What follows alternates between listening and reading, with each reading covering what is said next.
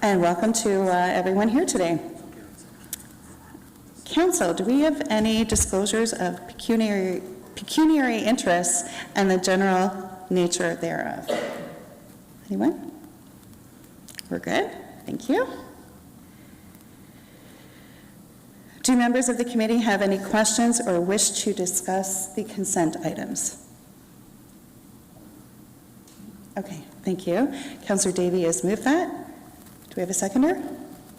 Thank you. Councillor Michaud, all those in favor? Thank you. And we didn't need a second.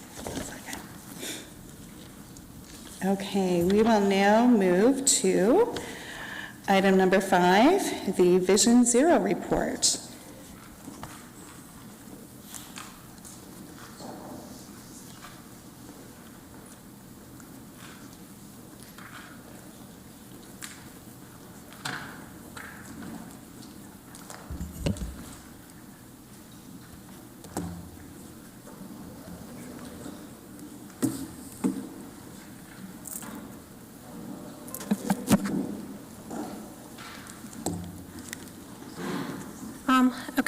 Good afternoon, everyone. My name is Farah Hosseini. I'm a project manager with Transportation Services, overseeing the Vision Zero project, and I'm joined here today by Aaron McCrimmon-Jones, Manager of Transportation Safety and Policy, Barry Cronkite, Director of Transportation Services, Dr. Liping Fu, the Civil and Environmental Engineering Professor at the University of Waterloo, and Reza Amin Ghafouri, PhD candidate at the Civil Engineering Department at the University of Waterloo.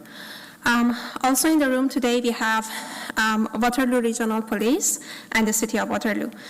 We are here today to provide you an update on the progress of the work on the City of Kitchener's Vision Zero strategy.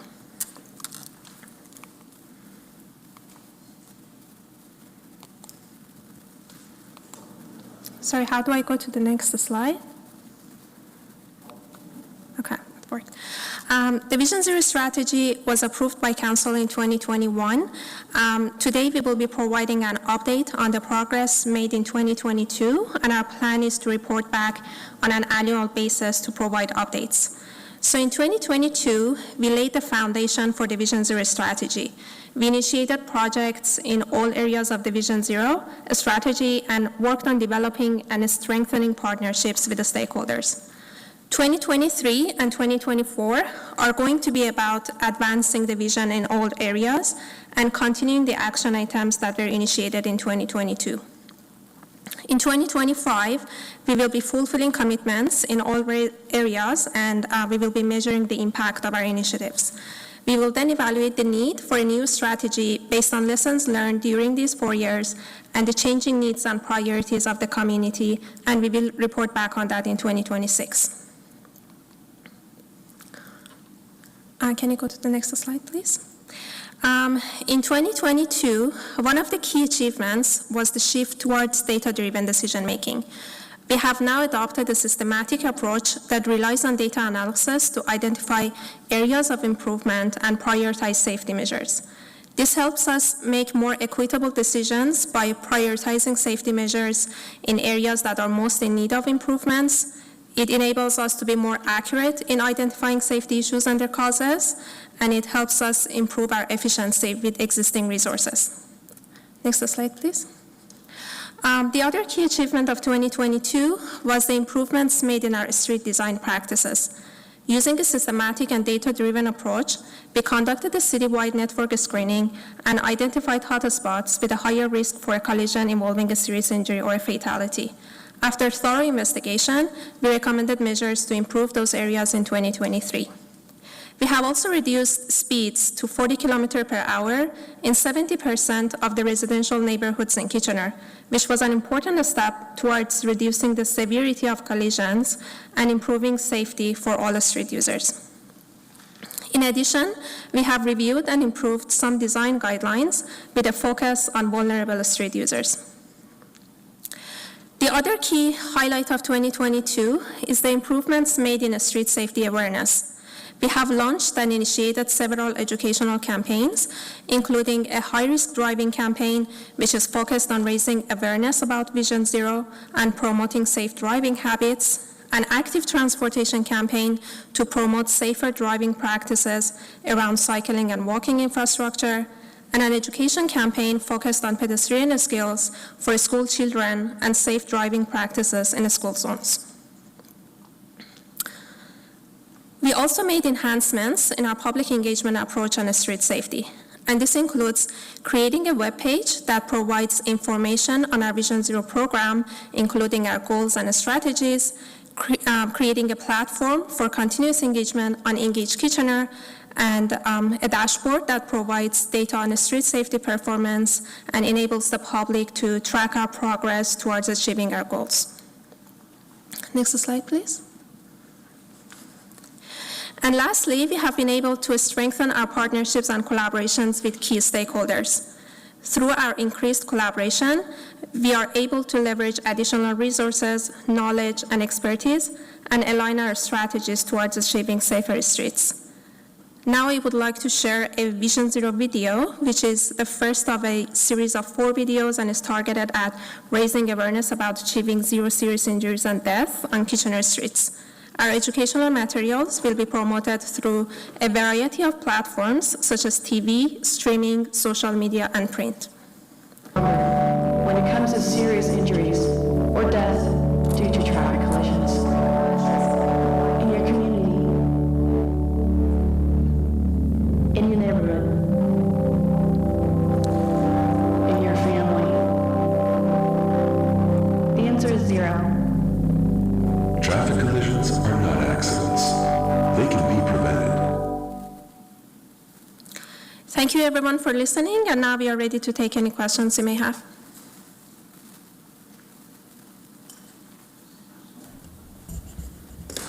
Thank you. We do have some questions. Councillor Ioannidis.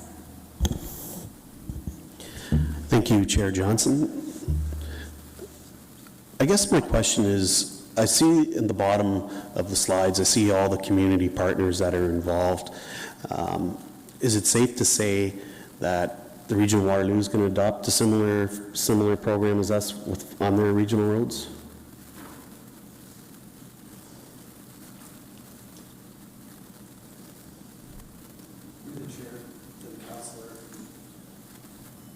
Through the chair to the councillor, the Region of Waterloo, as well as the City of Waterloo, they have adopted street safety campaigns and strategies. They aren't branding it as Vision Zero, but they have confirmed that they are based on Vision Zero principles and best practices. Different name, but same overall intent. And we're meeting with those partners on a monthly and quarterly basis. Okay.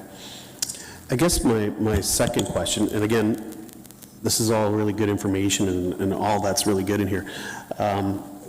One of the things, and I know, Aaron, you're very aware of what's happening in around our community, and it's dealing with transportation around schools. And so I want to know get a little more specific in detail how this is going to help us around schools, because quite honestly, I've been hearing a lot of talk from residents saying that we do nothing, which I absolutely do not believe, because I know, been here long enough to know that you guys are very receptive and one of the most hardworking departments we have. So I would like to have a little more detail in here, so I know when these folks, contact me, that I'm able to, set them a little more to the right path. Through the chair, there's a number of initiatives in Vision Zero that are specifically targeted at school zones. For example, through the neighborhood speed limit project, all school zones are being reduced to 30 kilometers an hour. School zones are being targeted through our automated speed enforcement initiative that's led by the Region of Waterloo. A number of our hotspot improvements are in school zone locations that's based on the modeling for school zones that came up as highest risk. And we do roll out seasonal traffic calming measures in school zones based on the feedback that we get from council and using our data. So there are a number of different initiatives targeted specifically at school zones. Okay, so how are we spreading this information to the school board and all that, so that they can pass this along to the residents, to the parents, because they have direct mailing lists and everything else like that? Through the chair to the counselor, one of the Vision Zero action items is working with our partners at the region, school travel planning, and rolling out educational programs for students on how to use and cross streets and operate in the public right-of-way, as well as for parents who are dropping off students. So we're going to be sending materials out to those schools individually so they can be shared with kids and parents alike. Okay, great, thank you. Thank you, Councillor Ioannidis. Mayor Urbanovic. Thanks very much, Chair Johnson, and to Farah and Barry, Aaron, and the team. I really want to thank you for your ongoing diligence with respect to this file, and I think the positive work that our team has been doing. I think this video is incredibly powerful. It certainly sends a strong message. Sure, there's some that might say it's too strong, but the reality is it's a real issue, and I think, you know, collectively as a council, the thing that we probably hear the most from our residents is concerns around traffic safety, whether it's speeding, aggressive driving, and so on throughout the community. And it's a message that we really need to send out, that it's going to take an all-of-community approach and everyone doing their part. And part of it is you know, raising awareness through some hard-hitting messages. So kudos to the team for putting it together, and also for, you know, embracing the Vision Zero approach, because what it allows us to do is actually take advantage of a branding that's being recognized across North America and around the world, and it allows us to take advantage of that and the investments that others have made in this space already. So well done to the team. Thank you, Mayor. Councillor Chapman.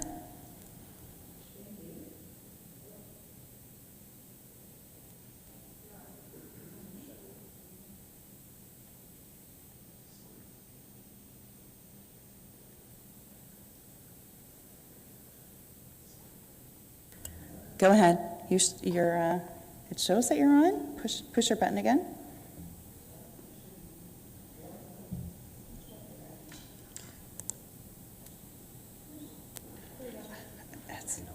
Okay, it's on. It says it's on. Yeah, it says it's on. It wasn't my fault this time. Okay, thank you. Yeah, no, it's good to receive this report, and I'm pleased to see some of the changes that are being proposed in very specific locations, so that's good to see. My question has to do with the education aspect of this. It seems like we're focusing on the potential victims of poor driving, and would it not be useful to go as far as the Ministry of Transportation, you know, where people first get licensed to drive, and ensure that there's a stronger message at that level?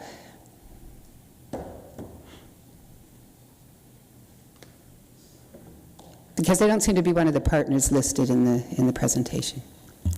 Through the chair to the councillor, one of the action items for 2023 is advocacy at provincial and federal levels of government. The specific topics there are related to increased fines for high-risk driving, as well as more standard safety features on vehicles that may reduce severe collisions. We can certainly explore adding that to those discussions as well. Okay, because I think it would be useful to attack this earlier on. Thank you. Thank you, Councillor Chapman. Councillor Clancy. Yeah, thanks, guys. I appreciate this data-driven approach. I think it helps us really, I think all the technology you're using, and you've been really responsive when I've brought concerns your way to kind of track and see, you know, is this a one-off or is this a theme in this area? I guess I did want to acknowledge that, we don't have any projects listed for Ward 10 in the docket coming up, and I do hear about concerns in my ward of some of the crossings, like one on Lancaster and on Frederick, just where school children are crossing those busy streets.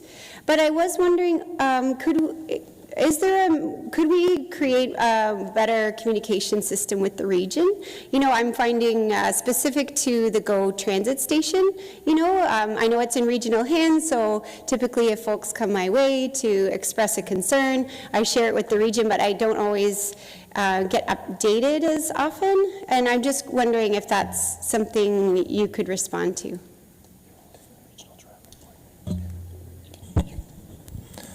Through the chair, we meet quarterly with all regional partners at a working group called Regional Traffic Coordinators. We can certainly table that there might be some hiccups with communication between our council and some of the big initiatives and projects happening at the regional level, and report back on what improvements might be able to be made there. Thank you. And only one other thing, and this might not be a Vision Zero issue, but I notice as a school social worker when I go to schools, a lot of kids aren't biking or walking. There's like 2 bikes at major high schools, and I'm just wondering, if we could bring those schools into that stakeholder group and, partner with our active transportation initiatives to kind of get parents and caregivers encouraging more active transportation for students? Through the chair to the councilor, absolutely. We do have our partners, school travel planning, that we can work with, as well as our own active transportation group. So if there's specific schools, please connect with us, and we can connect them with the right resources to help promote active transportation there. Thank you. I appreciate this work. I can tell how much effort has been put into it, and I really think it will save lives. Thanks, Councillor Clancy. Councillor Deneau. Thank you, Chair Johnson. I'm going to keep with the school questions as well. And this may be more of a regional thing, but I don't know if Barry or Aaron, how often are our school zones policed?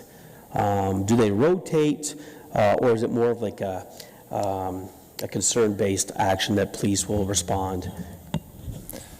Through the chair to the councilor, through Vision Zero, we are reestablishing our STEP program, the selective enforcement program, and we're trying to make that more data-driven and not as complaint-driven. Although resident concerns and complaints are still important to us, and we'll investigate them. If school zones are coming up on the top of our list in terms of collisions, speeding, we will pass those along to police for enforcement using data to determine the highest risk locations. Okay. In the school zones, in particular with crossing guards, are they also spoken to by city or by the transportation department? Say, hey, are you noticing anything? Through the chair to the councilor, yes. Our supervisor of crossing guards will let us know if the guards that report to that position are seeing concerns or issues, and we have made changes in the past based on feedback from crossing guards. I will note that Waterloo Regional Police have been an important partner for us, and they were kind enough to join us today as well. So. Okay, and last question, excuse me. What would the longest stretch of road be without traffic calming? That you would need traffic calming. So I'm thinking of Kingsway, when you leave that point of access and you go all the way down to Frederick, I think it is, or Franklin, sorry. So would that be a long enough stretch to warrant any traffic calming, or is it just, again, more so based on data that you've received?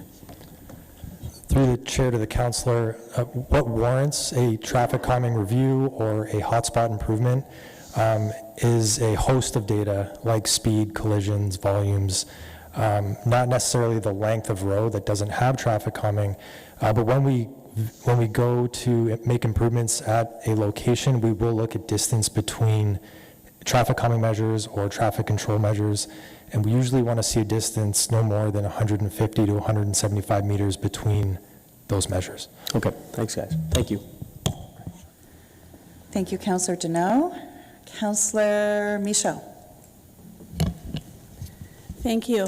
I want to thank staff for all your hard work on this. This has been a long process from the time you started this concept, and here we are, that this report is really fantastic. And I also want to thank the regional police for being involved in this too, because it does take both parties to really make a difference, as well as the citizens. The one question I want to bring to staff is with regards to the automated speed cameras on locations. I believe the last regional council meeting, I don't know whether it was passed or there was a regional councillor that commented to not increase any locations, to, could deal with the tickets, I guess, that have to be written, to catch up on the tickets that had to be written. And I'm wondering where you sit with this. Like, what's your thoughts on this? Through the chair to the councillor. So as you've noted, ASE, or Automated Speed Enforcement, continues to be a Region of Waterloo run project with municipalities being key stakeholders. The region is currently planning their next phase of ASE, which will include additional locations in either 2023 or 2024. From my understanding, 8 have been approved, but there may be additional locations being considered. We're waiting on what that number looks like, so we can start working on which locations on City of Kitchener roads we'll look at. In terms of processing, the region is continuing to explore AMPS.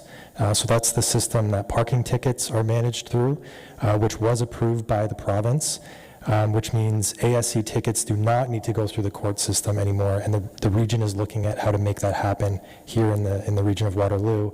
And additionally, they're looking at increasing the processing capacity for tickets when AMPS is ultimately adopted here. So these updates will be coming through regional council, I believe, this spring or summer. Thank you. I hope to see that this spring, actually. I think this has been long overdue in and I mean, the number one concern I hear from residents particularly is speed, and it's in school zones. And I think these cameras work. I witnessed them working. So, and there's a lot of school zones, particularly in Ward 4, that would certainly welcome a camera like that. Thanks. Thank you. Councillor Singh. Thank you, Mr. Chair. A few questions. Sorry, I'm a little late in the game, but I did read the report, and I like the general direction that we're heading, and I think this is very important work when it comes to aspect of safety, and like Councillor Michaud has said, that I think one of the most prominent issues that we hear about is speeding year after year.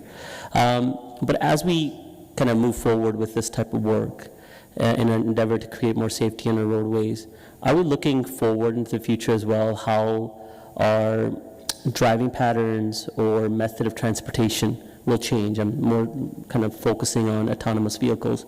That question may sound kind of funny right now or strange, but I think in the very near future it will be very relevant, and we may end up having to pay the prices of the decisions we're making. So are we moving forward with the designs of narrowing, an aspect of Vision Zero that's also going to enhance and at the same time not hinder that type of advancement?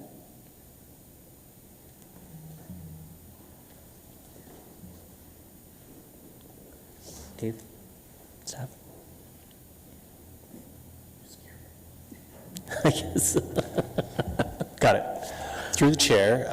So one of the things that Mr. McCrimmon-Jones spoke about earlier was advocacy. So that work with the province, or at the provincial and federal level, is very important when you start talking about CAVs. And so with that tech, we will continue with that advocacy. But when we're talking about road design, autonomous vehicles will still function very much like the vehicles today. So we wouldn't be impeding their use through road design. What we would be doing is creating an environment that would still allow for those vehicles to operate in an appropriate manner. But again, we would continue to work with that advocacy and make sure that in terms of municipal requirements with CAVs is thought about appropriately at that provincial and federal level. And more importantly, we can look to see other communities that are maybe thinking in advance of that. Again, I think the go-to approach to autonomous vehicles now is more vision, as opposed to really focusing on high-tech radars and all. So signage is key. So if you can be, proactive and advanced thinking, the right type of signage, it just reduces our cost, rather than us readdressing those important nodes once more. So more of a comment. The other question is regarding the automatic camera enforcement. As much as we like, I would prefer to have a better relationship and engagement with the region in coordinating how many cameras, where those cameras, really driven by the lower tier municipalities, because we face it, we know it, right? But that's going to be a long time, and we've already heard they just don't have enough resources. So although that tool is available now, but it's just something that we can address to our residents, say, hey, it might be coming, but I don't know when. How can we look at a different approach where if those type of cameras are available through partnership or even potentially at a cost, that we're not ticketing, but if we have the availability, and that could be through advocacy if it's not, that we can notify that driver, someone's overspeeding. It's not enough that they just see on a radar sign, hey, I'm overspeeding, they just pass by, because there's no real identification. But in fact, they receive a notice after the fact that, hey, you're overspeeding this much on this street, and this is the fine that you would get if you were to get caught in that type of terms. Is that something that we can do? Through the chair to the councillor, we did look at a model like that. One of the main issues is the cost. We still have to set up all the infrastructure requirements, purchase the cameras, the maintenance costs that come along with that. And every time an owner is sent a ticket or notice, the MTO is required to provide the contact information for that resident, which is around $10 each time. So those costs would add up very quickly, and there would be no offset revenue to fund it. That was the main challenge we ran into. And I'm not saying that we should just stop at that, and I think I'd like to explore this conversation a little bit more with staff, because at the end of the day, the physical infrastructure is just as costly, right? Or it can, paramount over time, because there's just too many roads in our street. We can't narrow every street, but safety is important on every street at the same time. So if you can explore that, and one avenue could be a mobile sign, right? It doesn't have to be a fixed location. But anyways, I don't want to kind of argue that fact right now, but I would love to explore that more further with staff. I'd like to look at avenues outside of just constantly putting in fixed infrastructure, something that's a little bit more nimble and mobile. Thank you. Thank you. Councillor Owaduni. Thank you very much, Chair.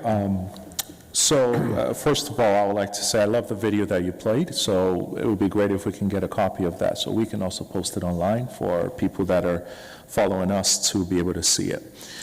Second question, just looking through the data points that you've shared, is there any correlation whatsoever, and I'm just thinking out randomly at this point, any correlation between the accidents taking place and, are they close to where our, the new units and the new buildings that are currently been going up with the larger units? Any correlation whatsoever? Through the chair to the councillor, we don't have any data to suggest that new development is driving accidents or a higher rate of collisions.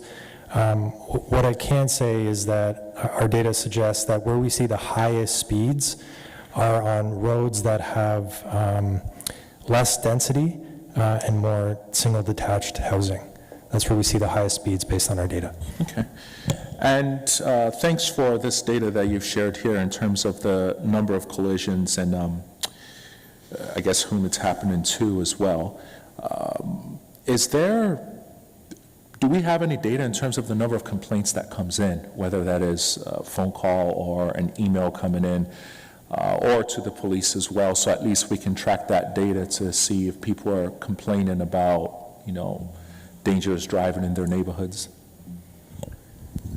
Through the chair to the councillor, we keep an issue log, so we track every single request, complaint, concern that comes in that's related to speeding or dangerous driving.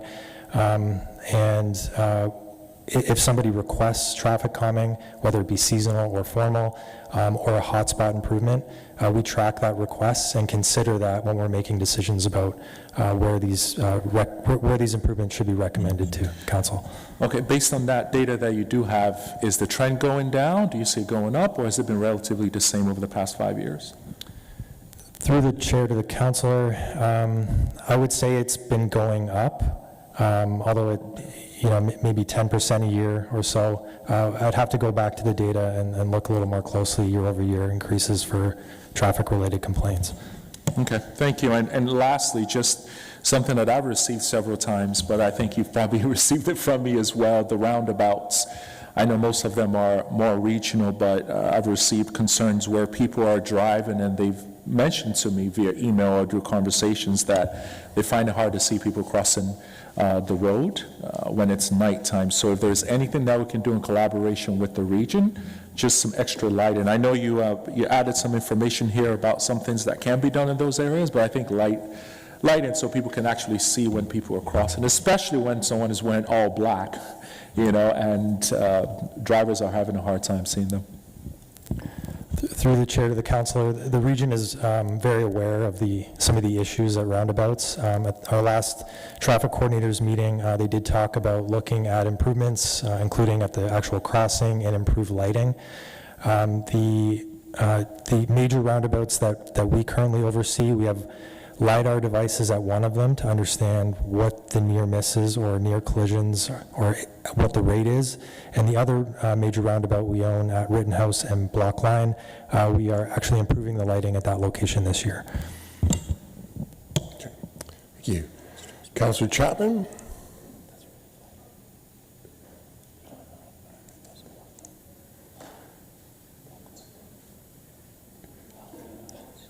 Okay, sorry.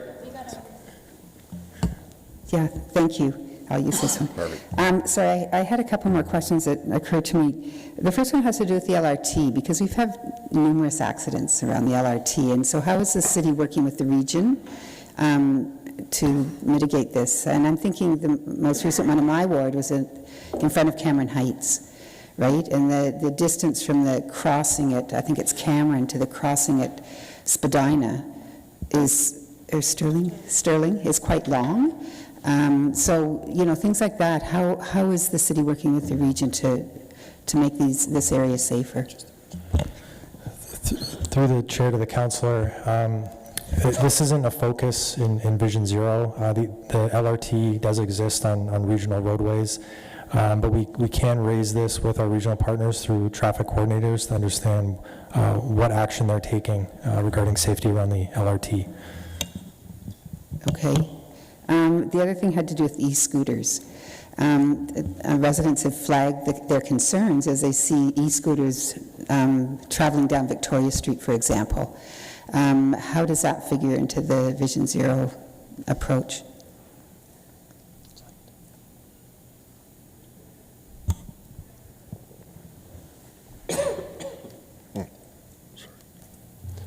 So through the chair, we're working with Neuron Mobility, as you're aware, with e-scooters and e-bikes, and one of the paramount pieces in that is making sure that they're inherently safe in terms of their use. So in an example such as Victoria Street, if there is inappropriate use, then what we're doing is communicating that with Neuron. There's ways to mitigate those concerns, geofencing, limiting where they can be used, making sure they're used in an appropriate fashion, taking away every trip is tracked, and so if there are individuals that are using them inappropriately, their data isn't shared, but their privileges can be revoked. So there are a number of ways that we can enhance that safety.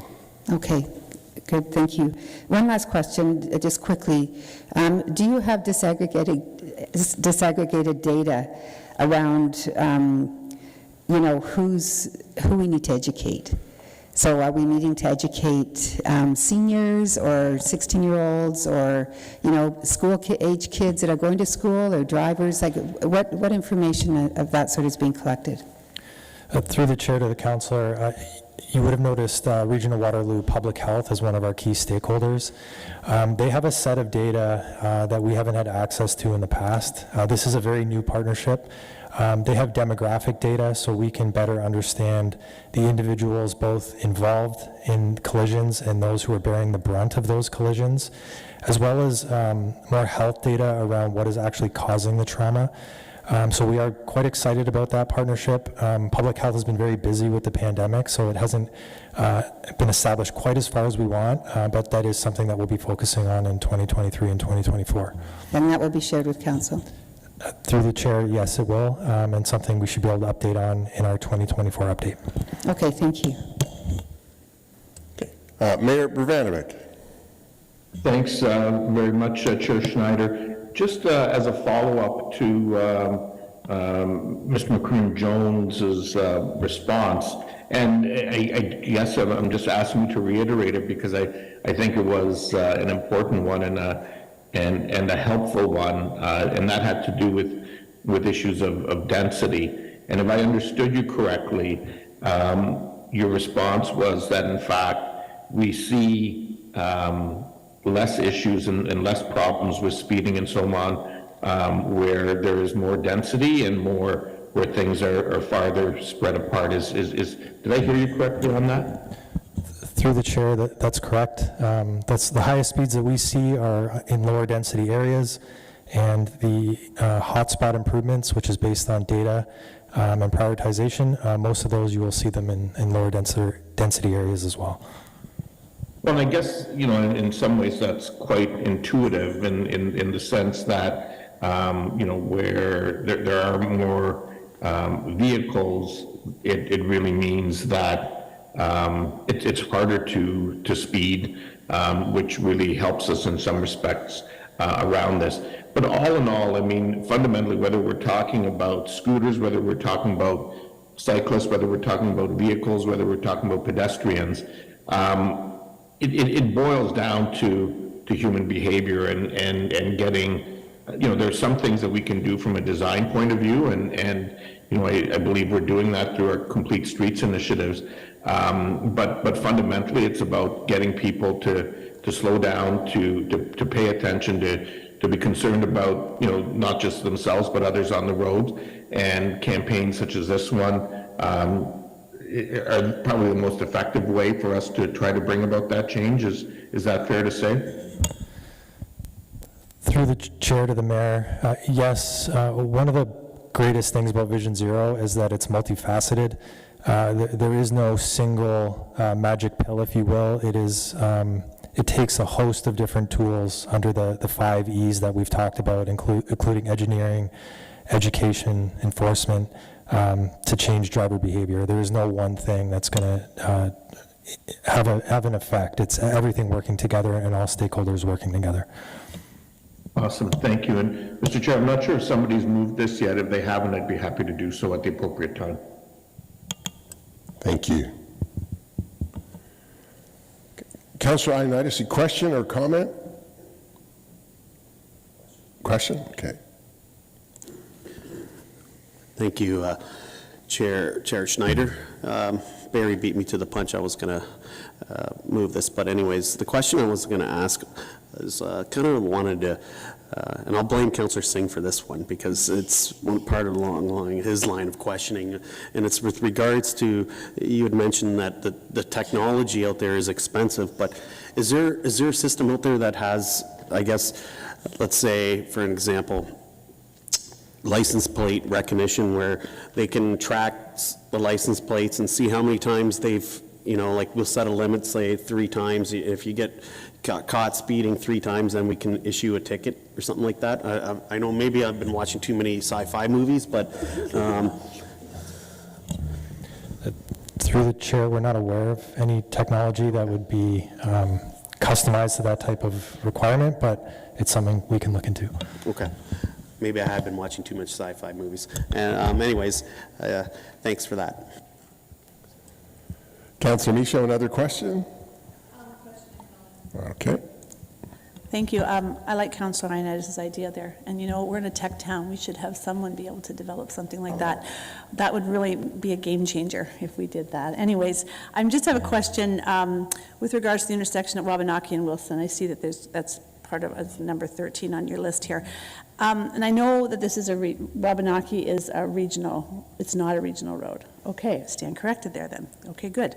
So my question is, there is a trail at the bottom of Wabanaki. It's a connector trail, and citizens, residents, pedestrians have to cross this trail. Cyclists cross the trail.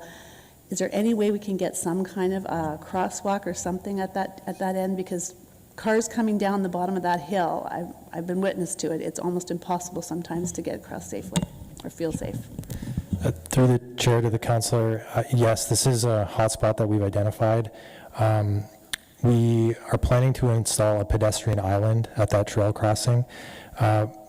More than that, we want to install a boulevard multi-use trail connecting facilities on Wilson to Manitou, as well as to the trail that you've referenced. It's a little bit longer term of a project, but we do have funding in place, and we'll be bringing that back to council either next year or the following.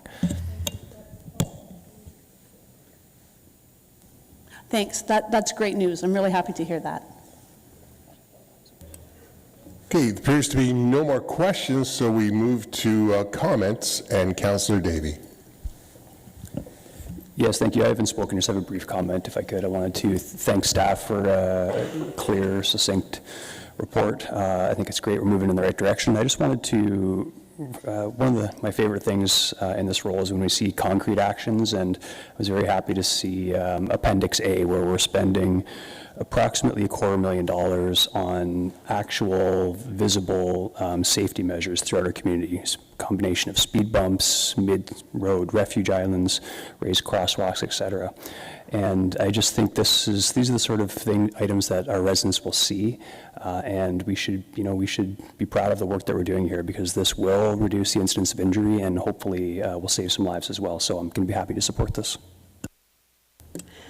Thank you, Councillor Davey. Councillor Singh.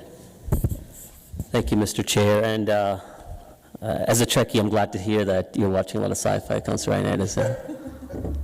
And honestly, we are living in a world where science fiction is becoming science nonfiction, and I think OPP is currently piloting current radar technology where they are identifying license plates, and so they can actually see if the person actually has priors or whatever the case may be, unregistered plates, license plates.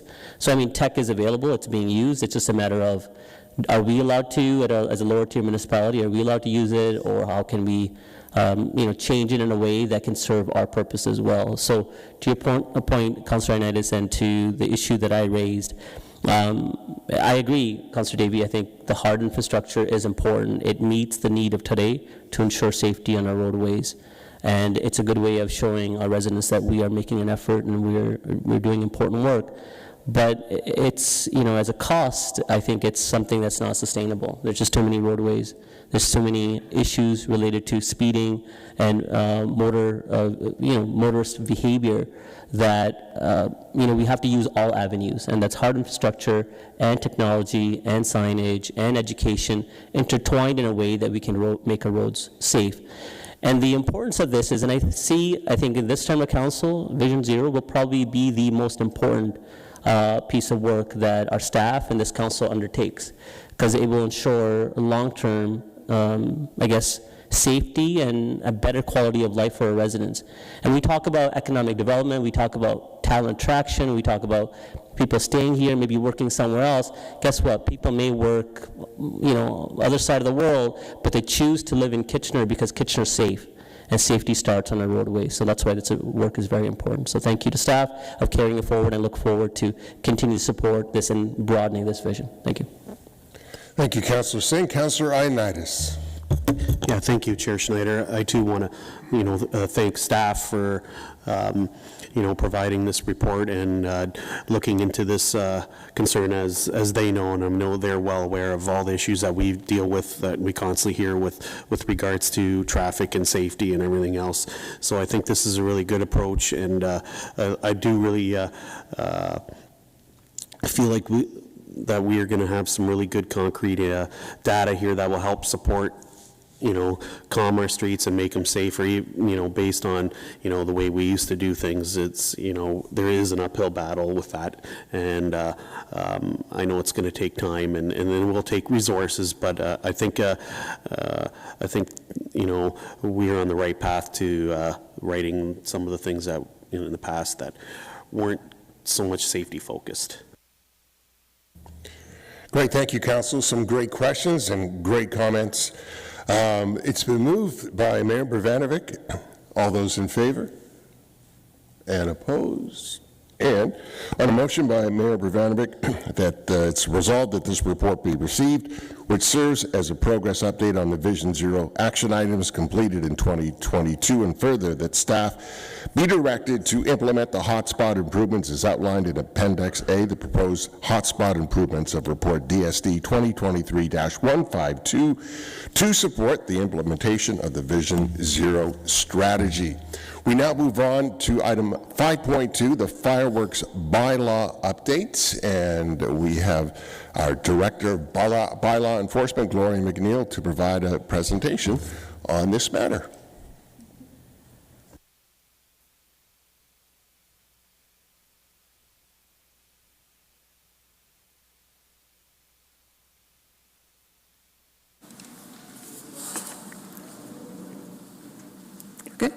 Good afternoon, Council. I'm joined here today by Chief Fire Prevention Officer Tom Ruggell, if there's any questions. But we thought we'd begin with a high-level summary of the report and the changes being recommended for the fireworks bylaw. Does it work?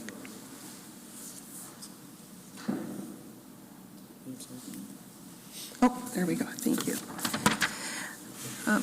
So in August of 2022, Council passed a resolution directing staff to undertake a review of Chapter 739 for fireworks and firecrackers to determine whether to amend the bylaw or to restrict the use of fireworks to only the day of celebration.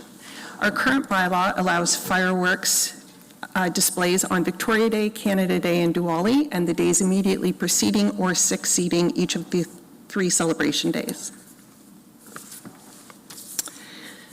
Both staff and council have received an increased number of complaints related to fireworks over the past 3 years, as you can see from the chart. And as a recommendation, in regards to the escalation in complaints, staff are recommending that fireworks only be permitted to be set off on the day of celebration, therefore removing the day before and the day after, and requiring firework displays to cease no later than 11 p.m., which the current bylaw is silent on an end time. It's important to note that fireworks complaints are difficult to enforce.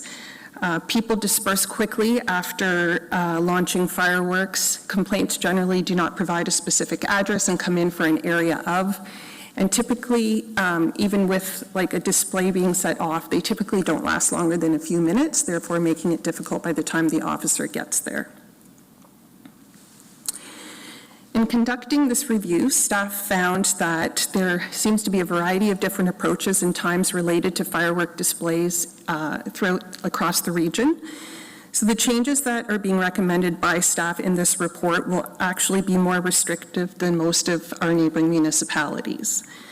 Residents of Kitchener may still hear fireworks from nearby municipalities, particularly those that border both Waterloo and Cambridge.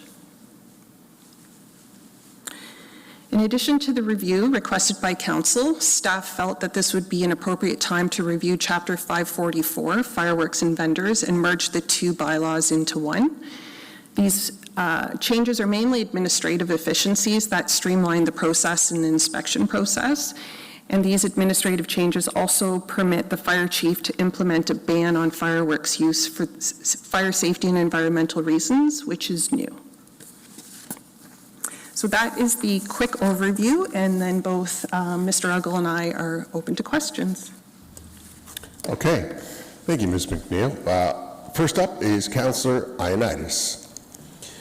Thank you, Chair Schneider, and thanks, Gloria, for bringing this report forward. I know it was something that I had asked for last term, and dealing with a lot of the issues that neighbors and the residents have had major concerns with the noise and everything. So I thank you for this. I guess the question that I would like to ask is, I guess it's sort of me. I agree with everything that's here. I'm just wondering if there's a way that we can bring forward a community focus with fireworks, and so I guess is there a way, is it easier for staff to, let's say, monitor, let's say, if we had firework events throughout the city that were, led by neighborhoods and like part of the Love My Hood grant program?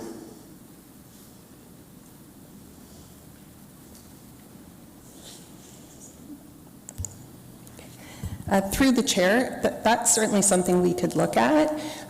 We would have to be careful, I think, and I'm sure Mr. Ruggles would agree, it would depend on where they're going to be setting them off, right? So depending on how many people are coming to view those, we would have to be very aware of the safety concerns around where they're being lit.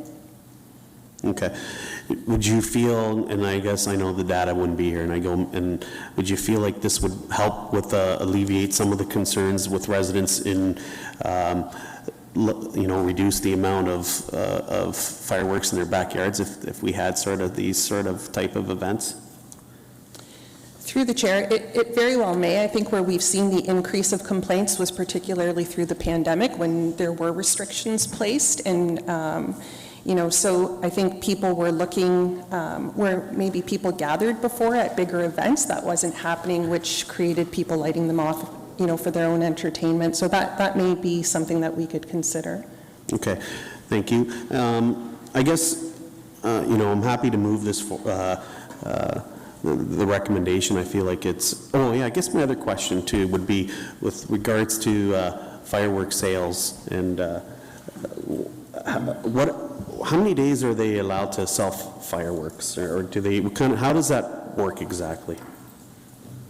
Through the chair, Councillor, they're allowed to sell 6 days prior to each of the celebration days, and typically I'll have one of my officers go out the first day of sales just to confirm the manner of display and the sales that are actually occurring within the building. I think currently we have about 29 licensees.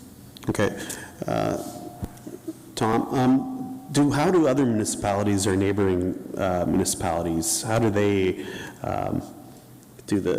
enforce their sales? Because if we were, let's say, to do a little more B-room restrictive, that doesn't mean that they can't go to Waterloo and buy fireworks. So, through the chair, Councillor, I think that's probably one of the problems that we face is that you can go online and you can order fireworks that are delivered to your door.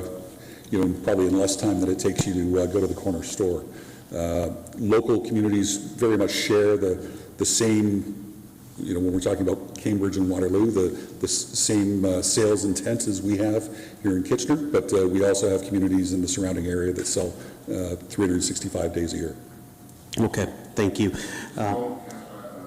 Mr. May would like to address this as well. Oh, no, fine.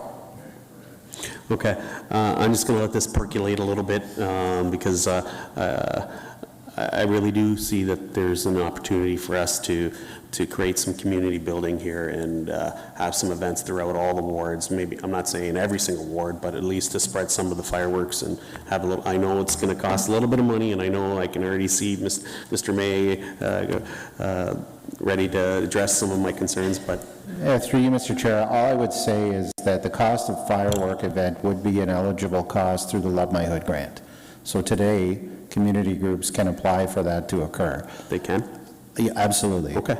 I would be skeptical that would reduce the number of families who want to get fireworks and light them off in their backyards so if it's from a celebration perspective, I think it's a great idea.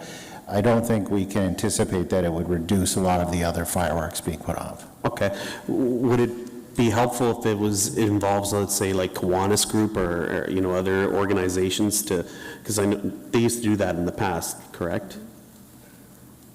So yes, that's correct. There used to be much larger fireworks celebrations, as I recall, at Meadow Lane School. If that counts. And I know you have the same fond memories as I do.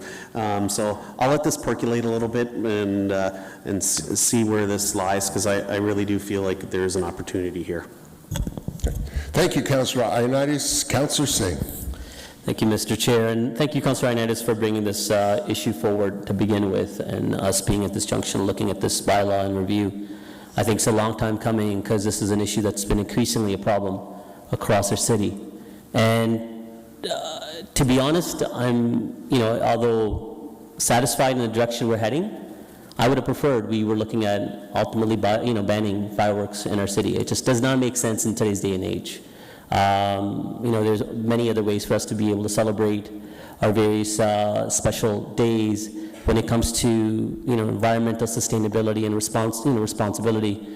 Throwing these things up in the air, and it's just not good for public health, and it's not good for the environment, and it's not good for safety. So when all those three things combined, I think over time, I hope that people consider different avenues of celebration. That being said, I think today we're kind of quite in line. Councillor Inez, I was thinking about the same thing. We have to figure out a way that we can reduce the number of calls coming in.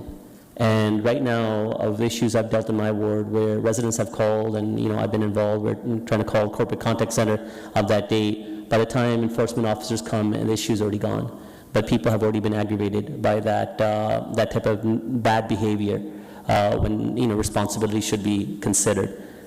And rather than perhaps working with our neighborhood associations, Councillor Onitis, my consideration of asking staff and looking at this was sanctioned sites. Because, depending on the holiday, some may celebrate, some may not, so it's a little difficult to get that buy-in. Where, people have, there's small groups spread across the city, but having sanctioned sites allows that, opportunity for us to observe. And the more important thing is to stop it at 11 o'clock. We can have all the bylaws in the world, and a lot of bylaws, ask for a lot of things, and that's a problem, where people don't listen to bylaws and we continue getting complaints. We really need a way of ensuring responsible action. And one way is that we allow that release valve, where we have a number of locales in our city that can allow sanctioned fireworks. So people can come together, it's a sense of community, but also it can be done and observed in a very safe avenue. So that's my question of a long-winded way, which is usual.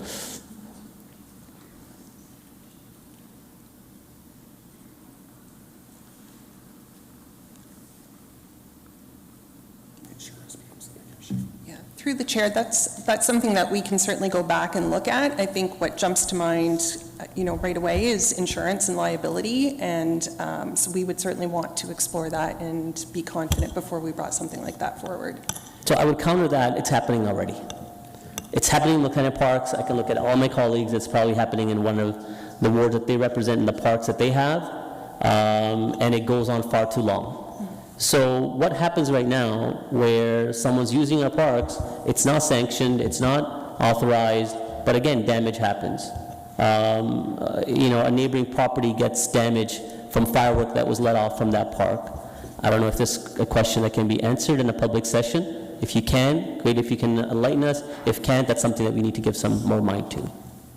Through the chair, that's something that I certainly couldn't answer today in regards to who would be responsible, but I can say I think there's a big difference between us having a bylaw in place that prohibits it and somebody taking that action and creating damage versus us giving consent and then having that happen. So we can certainly take that away and get some opinions on that. Okay, so would direction be required to staff? And I look to Councillor Ioannidis to see if he wants to add something further regarding Love My Hood. But I think aspect of sanctioned sites, again, that kind of argue the point a little further, and that's not my approach that we should be taking right now. I would like staff to have a fulsome review of it. But my kind of argument to that is, if we identify sites that have that separation from residential neighborhoods and homes, that way we can really mitigate that chance of that accident happening, which could happen right now anyways. So part of it, I would perhaps ask for an amendment to the motion or the bylaw that staff be directed to look back to report further on sanctioned sites across the city. The other question is, and this is for Mr. Ruggles, what type of data do we have where accidents are happening right now, where fireworks are being let off in private property, but in smaller neighborhoods, smaller properties, and that's endangering? Through the chair to the councillor, I'm only aware of 2 incidents that occurred last year. One was an injury and one was a fire, but I think that's really got to be couched with those are the reported issues.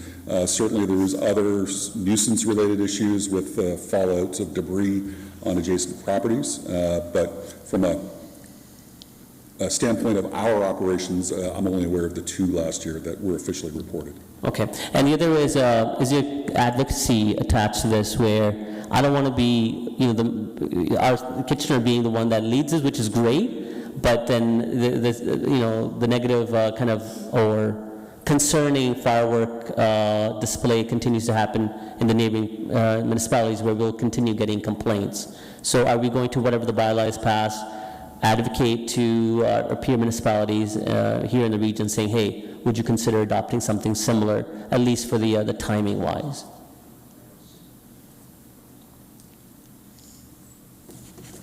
Through the chair, I do know in speaking with our counterparts throughout the region that some have already updated their bylaws as early as like just a month ago, but there are a couple others that are in the process of either watching what we're doing or looking at going through a review themselves. So we would certainly communicate this to them and see if there was an interest. Okay. And Mr. May has a comment as well? Yeah, through you, Mr. Chair. I just want to bring us back to the original scope of the review, which was done by Ms. McNeil, which was to simply look at the number of days that we were allowing fireworks to be let off. If council is serious about getting into the business of sanctioning and then organizing firework events, it will require likely 6 to 12 months from the bylaw team to put that review together, and I do want to remind council that they already have a very heavy workload. Having said that, it's your prerogative to direct us to do so. I just need you to understand that this is an overworked team, and it will take many months to complete this review. Okay. Councillor Michaud. Thank you. And I respect everything that you said, Mr. May, about the staff. I know that they work very hard, and there is a lot of, a lot of work involved if there is a request to put the review through. I would like to see fireworks banned across the city. I'd like to see them banned across the region and just at sanctioned events. Like, I remember when we used to have, the auditorium had the big event.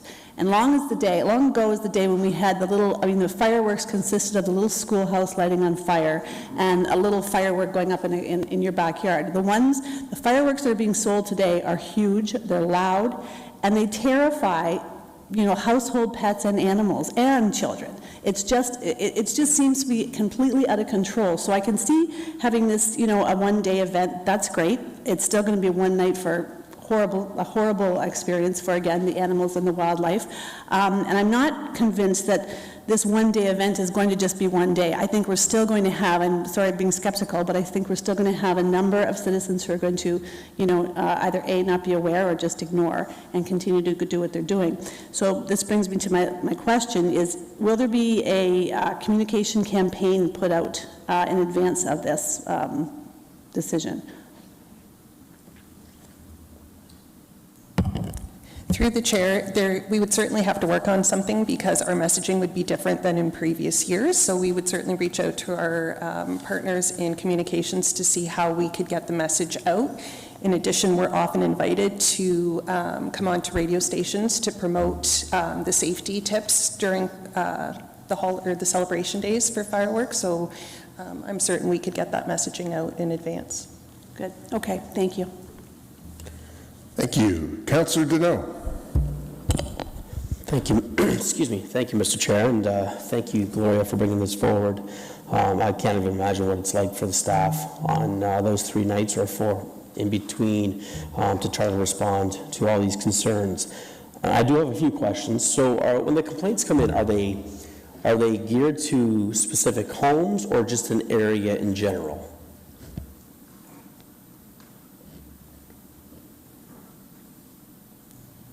Through the chair, so complaints have to come in through Waterloo Regional Police. That's how our staff are dispatched. So they would be dispatched to the officer depending on what zone they're in. Currently, they would try to keep them in that same area in order to reduce the response times. So they would be sent however it came in. So sometimes we're provided an address with fireworks. Unfortunately, people generally can't gauge where it's coming from, so we're given a vicinity of, which makes it a little bit more challenging. Okay. Would we be able to go back and look at the history of the complaints and say, okay, these 3 or 4 areas, they come up every year, and be more proactive and have somebody out there kind of patrolling the area if there are fireworks that are set off? Through the chair, we could look at increasing resources. We generally do step up resources during this time. However, in order to do something like that, we would have to do a more comprehensive review to highlight where the problem areas are and have additional resourcing staff out that evening. Okay, and so if bylaw catches someone, what's the fine? Is it a warning? Is it a warning the first step, or is it a fine, or? Through the chair, currently we don't have any set fines for this, so it would be a summons for people to appear in court. Okay. Have we had that happen in the past that you know of? Have we had anybody appear in court because we have issued summonses, yes. Okay, and the end result of that, was it a fine, or was it just kind of an educational piece? Generally, there would be a fine attached to that. And so historically, you said indicated that people are allowed to sell fireworks within the 6 days leading up to the holiday. Do a lot of concerns come in prior to those 6 days, or is it usually just the day before, the day of, and the day after? Through the chair, generally complaints come in while this is actually happening, so it wouldn't be in anticipation of it happening, it would be while they're being lit off. No, sort of like what I mean, like within that 6 day stretch. So on the 1st, they go on sale in the region, or in the city, sorry. The 7th is Canada Day. So you have your 6 days leading up to Canada Day. People can start buying them on the 1st, or whatever. Yeah. Within those 6 days, are there often complaints within those 6 days leading up to the actual holiday? Through the chair, sorry about that, I misunderstood. Okay. So we don't, not really. Like when I had a quick look at the numbers, they generally are complaints coming in over that 3 or 4 day period. Okay. And so 2 more questions. Was there a citywide engagement about this? I know it was brought forward last year from council, but was there any engagement with people in the community saying, okay, what do you folks think? Because I was actually asking some friends last week, hey, what do you guys think about, the day before, the day of? So did anything like that take place? Through the chair, unfortunately, no, there was no community engagement. Just with current workload, we just didn't have time to complete that within the scope of time, and I think the intent was hoping to get this out before this May 2-4. Okay, and so I think Councillor Singh mentioned about, or maybe it was Councillor Michaud, I don't know who mentioned it, but if we could have the sellers who sell the fireworks if we could provide them with city signage saying these are the days you're allowed to set it off, or a leaflet that can be placed inside that they have to hand out to every single person who buys those. Not that they're gonna adhere to it, but it's more of a, well, I didn't know, because a lot of people say, I didn't know, nobody told me, right? Through the chair, we do have an information leaflet, so we can certainly update that and then make an effort to just distribute it through more of the selling locations as well. Okay, thank you. Thank you. Mayor Brevanovic.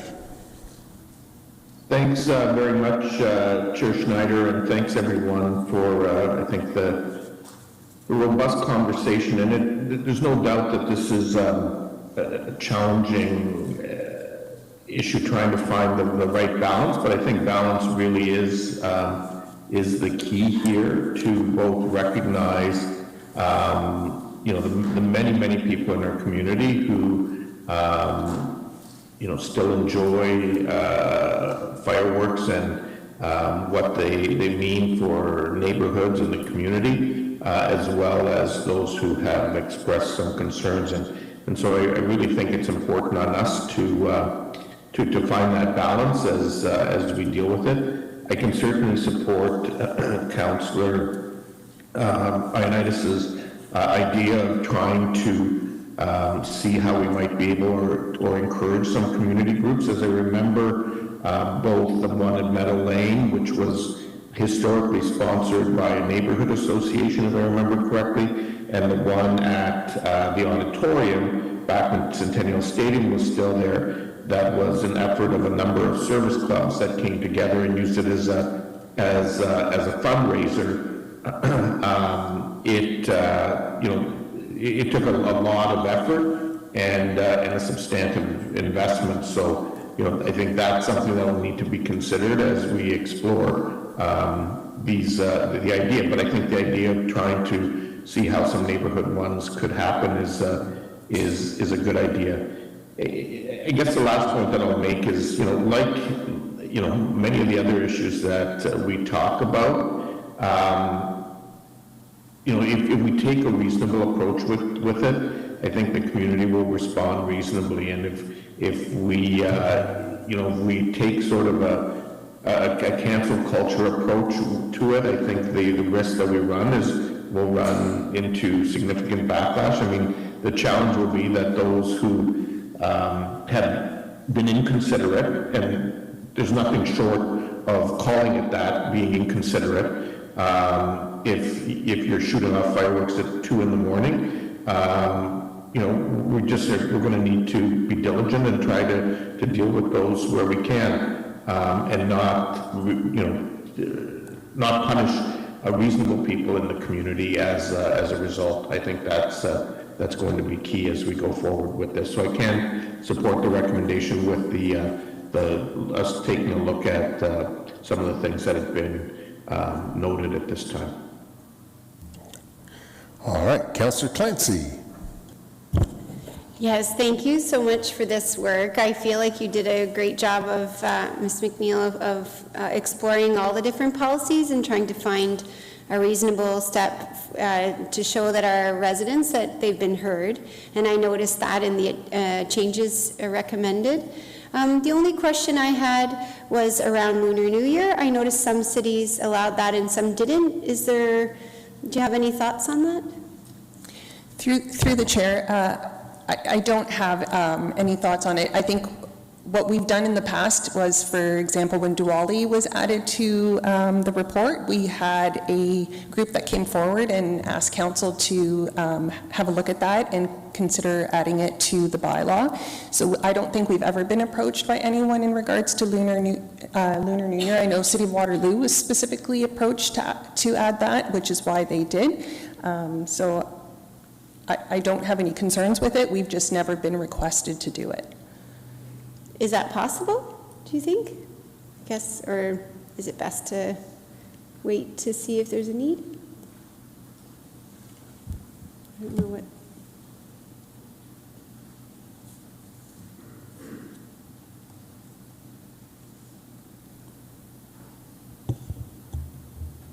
Mr. May? Yeah, through you, Mr. Chair, that's absolutely within council's hands. If you were to direct us to add that to the bylaw, it would be done. I'd like to propose that just from an equity standpoint. I think we have a really diverse community, and I think it would recognize that, be proactive. Okay. Thank you. Councillor Chapman. Okay. It shows that your mic is on, but I think, okay, here we go. Okay, thank you. So in the report, it says that complaints involving fireworks are difficult to enforce. So having sort of Kitchener and Waterloo on different pages, what's that going to do for bylaw enforcement? Through the chair, I think what I see as the most significant concern, it would be anybody who lives on and borders one of those cities, either Waterloo or Cambridge, where it's different. They may think that it's happening in Kitchener when it's not. So I think that's what I foresee as, the biggest concern there. Other than that, really the concern around response times is that they happen so quickly. So if an officer is across the city and responds immediately and makes their way there, they may be over by the time they get there. Right. And so I guess my concern is because of, Ward 9 borders with Waterloo, as does Ward 8 and Ward 10. I wonder if, there's, it makes sense to be in line with Waterloo. You said that they're reviewing their bylaw right now, or is this an updated bylaw? Yeah, through the chair, Waterloo updated their bylaw last year. However, I do know they're watching to see what happens today with our council to see whether or not they'll be directed by their council to do something different. So it's kind of an awkward timing. Okay, thank you. Okay, Councillor Singh, more questions? No comment. Comment? Councillor Ioannidis, question or comment?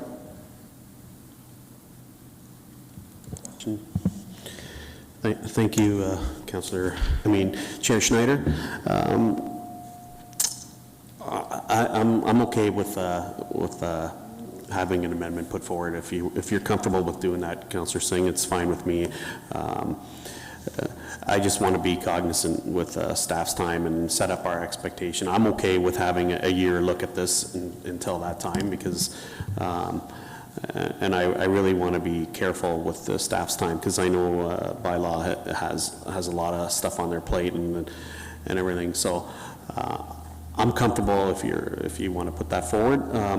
I'm not very comfortable with opening it up to another date, such as New Year's, because I know even with my own background, you could have New Year's on a different day, and there'd be several different New Year's Eves, New Year days.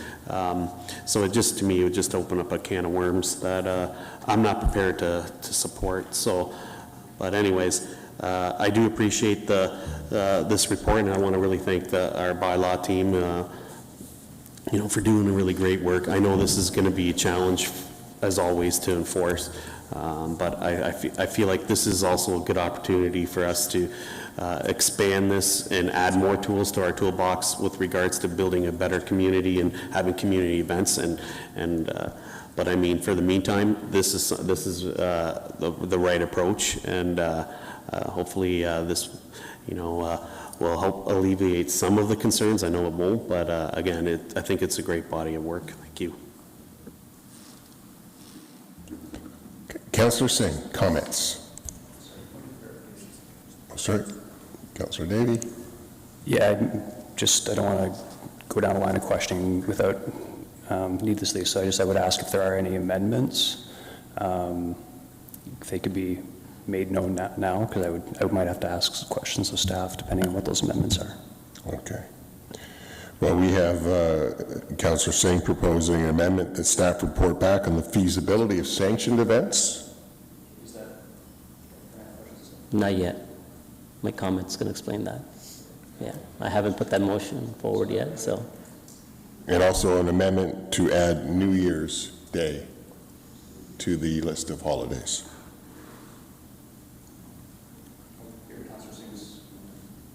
Okay. Councillor Singh. Don't have an amendment. I presented an opportunity or option. That amendment may be worthwhile looking at, and I still stand to my earlier comments. I think it's something that we should consider.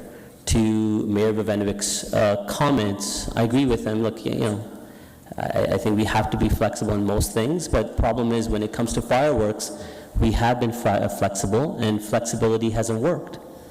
There are fireworks that are happening past that, 12 a.m. and many days before and many days after, and that's a problem. The issue is we can have the bylaws on paper, and to what Mr. May you have said, I appreciate that what was asked of staff is to present a bylaw, and at this point, that's what we're doing.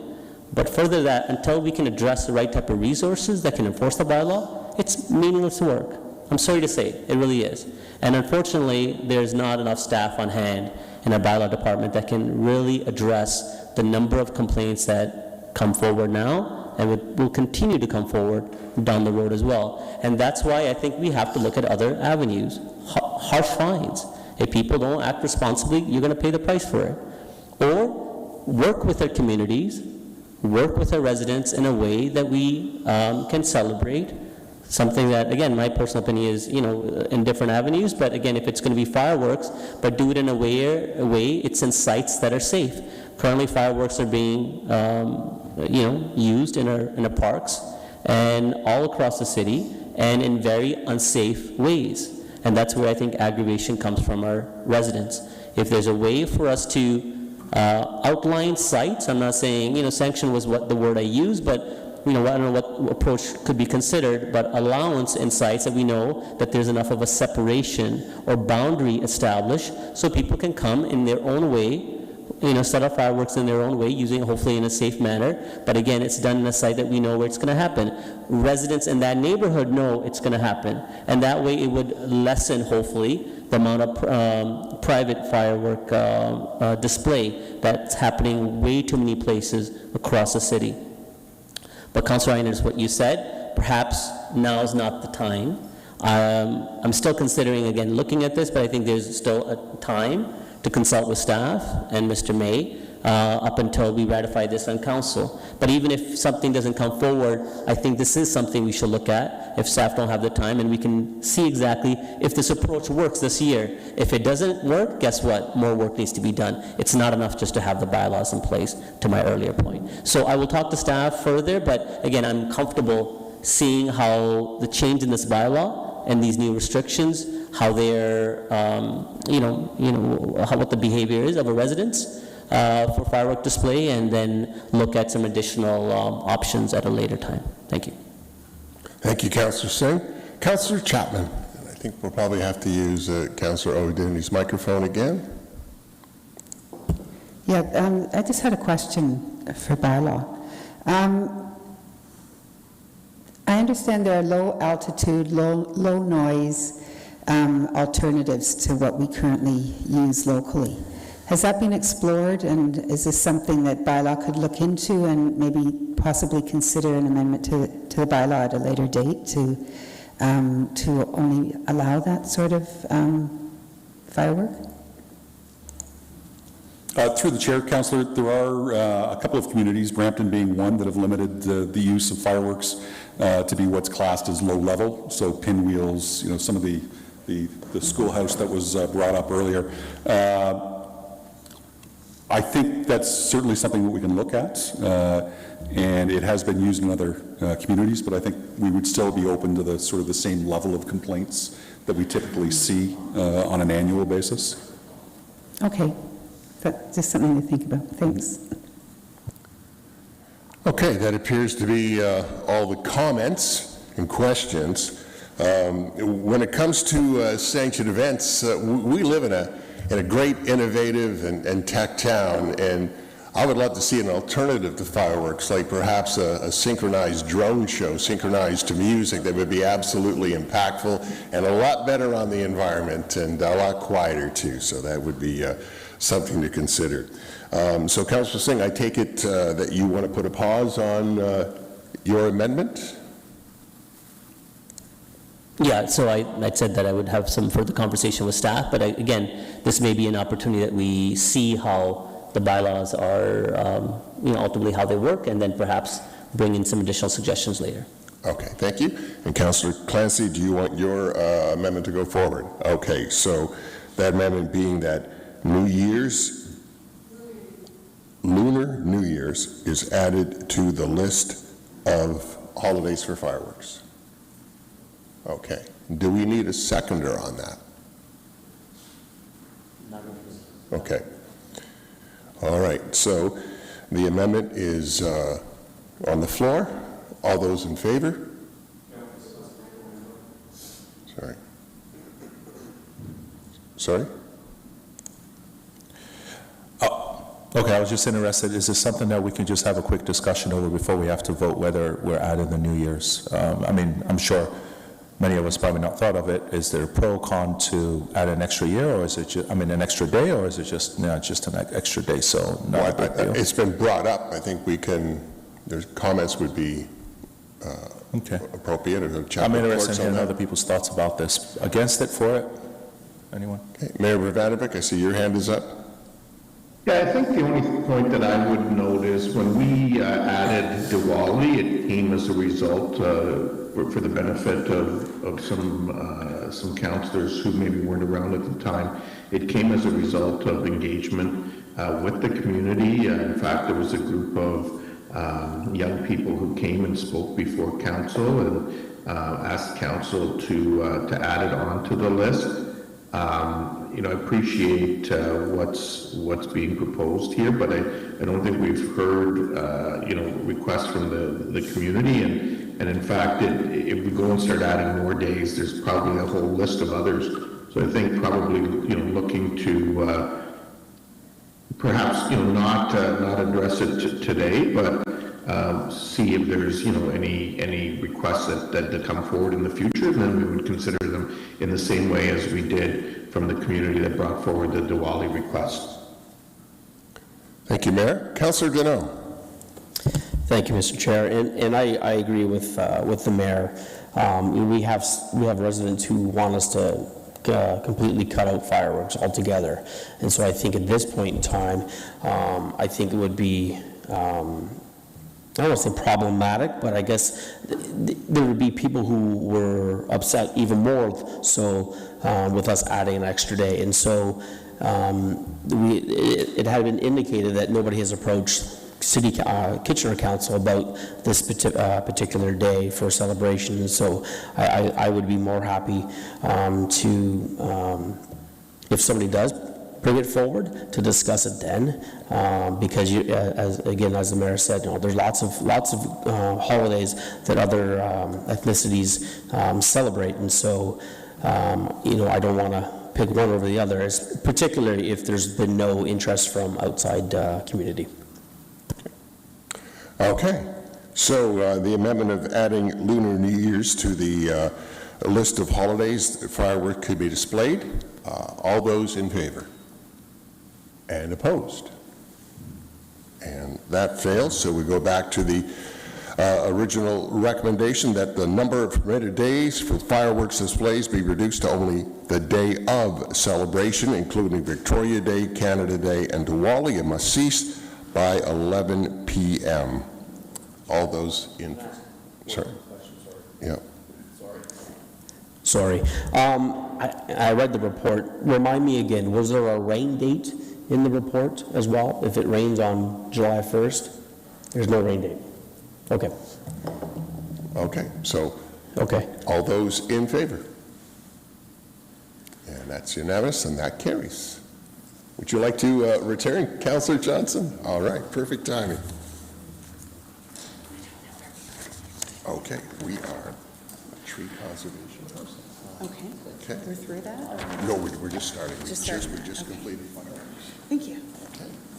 Right. Thanks very much. You're awesome. Get that out of the way. Okay, thank you.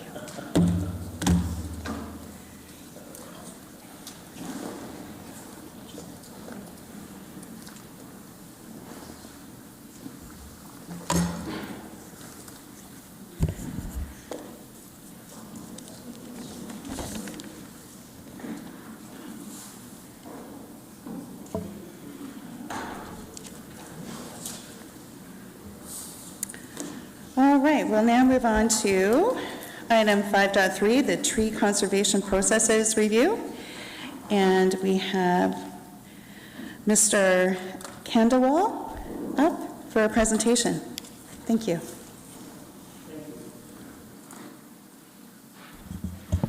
Thank you. Good afternoon, Chair and members of the committee. My name is Gaurang Khandelwal, and I'm a policy planner here at the City of Kitchener, project managing the review of tree conservation processes in Kitchener. This is a joint effort between planning and forestries, and so I'm joined with my colleagues Gary Musselman, senior environmental planner, and Adam Butendijk, who is a forestry project manager at the city, as well as our management team. I will be presenting a summary of our staff report, BSD 2023-161, Tree Conservation Processes Review, following which my colleagues and I will be available to answer any questions you may have.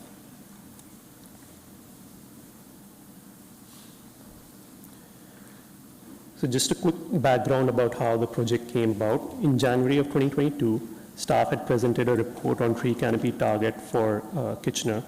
Council had approved staff's recommendation and set a tree canopy target for the city. Along with setting a tree canopy target, Council had also directed staff to initiate a review of existing tree conservation processes in the city, as well as undertaking a jurisdictional scan of other municipalities. So staff has undertaken that review on Council's direction, and the presentation today covers some of the key findings from our review and some enhancement opportunities that can be further evaluated as part of a second phase of the review.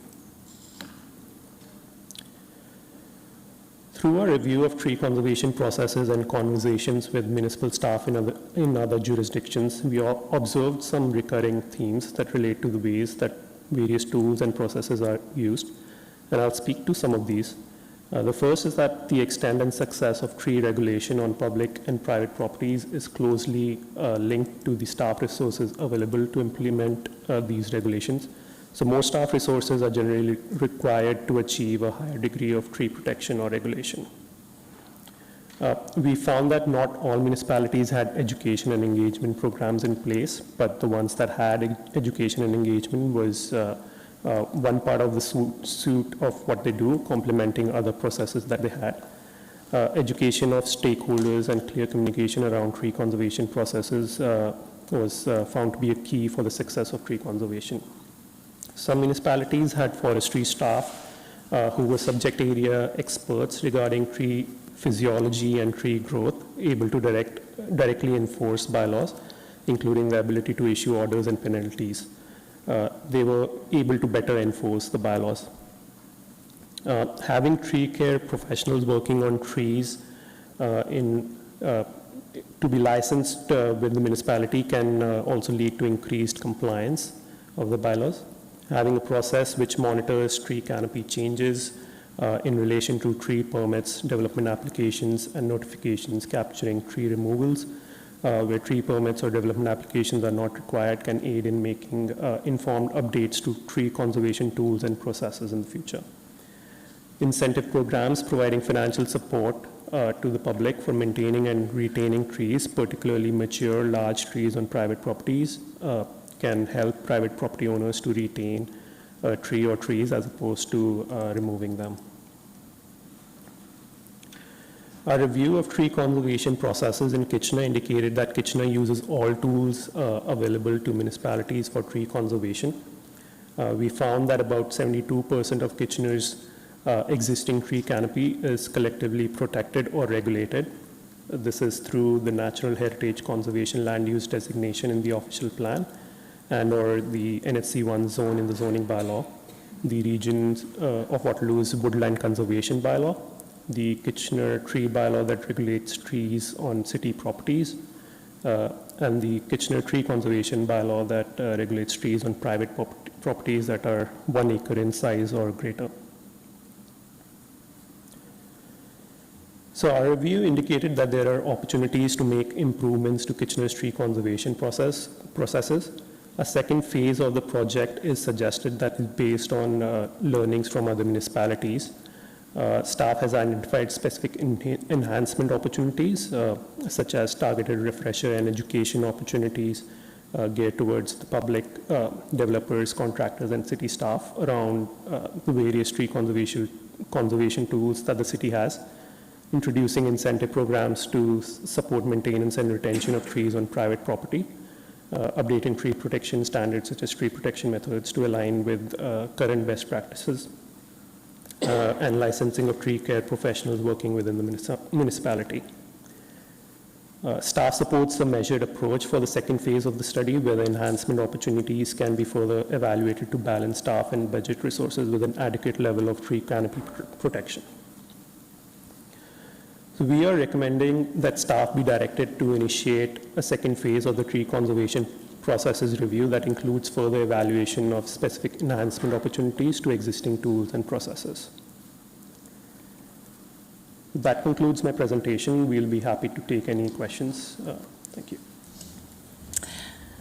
Thank you very much. That was a great presentation. And Councillor Chapman, you're up. Oh, yes, it works now. Okay, thank you. Yeah, thank you for the report. The report seems to focus mostly on public property and private property regulations, but not development sites, not sites that are being redeveloped in large scale. So what approach has been identified for the tree management policy on development applications?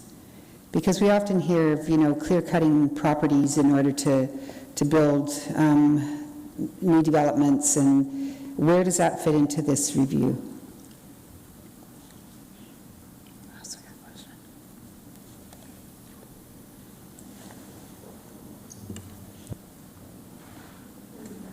Is it working?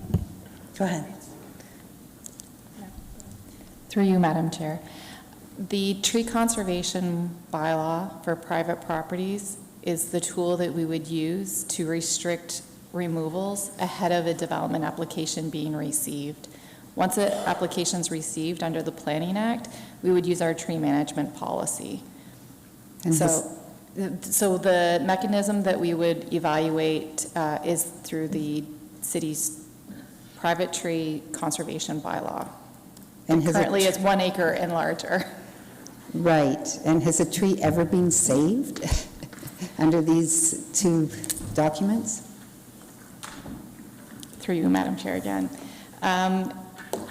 It's difficult. The bylaw as it is today, we need to essentially find tree removals in the process, or a tree removal person in the process of removing the trees to be able to collect enough information to lay a charge and take them to court. It's very difficult. So we've ceased activity, and then through other mechanisms, we've had replacement trees, but it doesn't equate the trees that were removed. And then through the development process, there is other mechanisms that we can get trees saved or removed and replaced in other areas. It's a tiered system, it's complex, but we think that there are a few options to us that instead of laying or going through the laying charges, we might be able to quickly just lay a fine.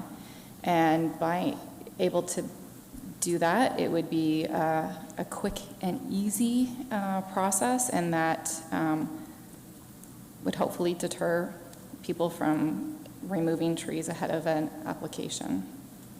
So beyond fines and, penalties, is there no way we could modify the bylaw to simply restrict the removal without some arduous process that somebody would have to go through to actually get approval for the removal of a tree? Through you, Madam Chair. So currently, the private tree bylaw applies to properties that are an acre or greater, to trees that are 10 centimeters or greater. And so if someone would like to remove a tree on a larger property, then they would need to get permission from the city to be able to do that. The instances where most of the concern comes about is when someone goes ahead and removes trees without permissions or permits. And essentially, they're violating our bylaw. And we respond on a complaint basis. We're not proactively reviewing a lot of the properties. So when we receive a complaint, often it's a day or two after. Most of the time when we go out, it's difficult to collect the evidence that we need to lay a charge, honestly. So there are good citizens that abide by our bylaws, and there's others that aren't. And we would like to try to have everyone comply with the bylaw. Right. That's the education piece of it. Thank you. And Mr. Stevenson? Through you, Madam Chair, in addition to the tools that my colleague Ms. Musselman was discussing, we also use other tools through the development review process. So that includes requiring a tree management plan where an evaluation of a property subject to development is reviewed. It's through that process that we implement tree savings areas, as well as require tree protective fencing and other aspects to try to retain trees that have been identified as being retained through that development review process, and also to protect any off-site trees which may have canopy or root growth into the development application lands. So in the report, phase 2 of the work does look at the criteria of where we'll apply each one of those tools, including looking at specific lot areas. So I think the question from Councillor Chapman was around preventative measures before we have a development application, and those tools are definitely part of the phase 2 work that we're asking Council to instruct us to continue to review as part of phase 2 of this project. Okay, I have more questions, but I'll keep back in. Okay, thank you. Councillor Clancy. Thank you. I guess I'm kind of echoing Councillor Chapman's work. Just, I hope that, you know, I think sometimes I hear you on the enforcement piece, but we do know who owns the land, right? So, you know, some of the developments that have happened in Ward 10 where it's kind of been like a lawn mow of these big mother trees that have, you know, we won't see that recovered in our lifetime, right? So I'm glad to hear that Phase 2 will incorporate more of that work. Another concern that was raised by constituents was that kind of like I'm curious to hear about how the licensing will go forward, because some constituents are worried that some arborists might want to identify trees as not healthy and well, because it might be seen as biting the hand that feeds you, right? Like if you don't give the assessment that they're looking for. Can we address this kind of gap maybe, or issue that might come up when it comes to, you know, I'm rambling a little bit, but that we can kind of vet those reports that come back to ensure that they're of good quality. Go ahead. Through you, Madam Chair, again. The licensing component is all part of the Phase 2 work.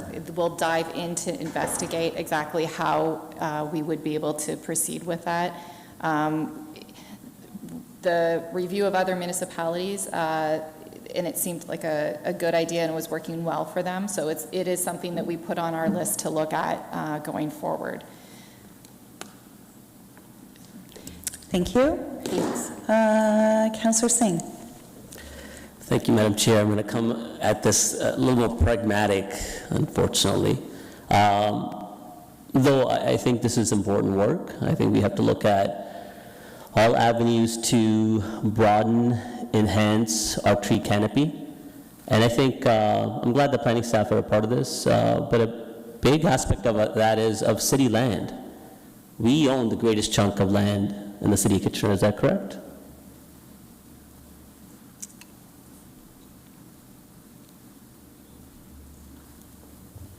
Through the chair, we do own about 50% of the tree canopy, a little under 50%. The other 50% is on private lands.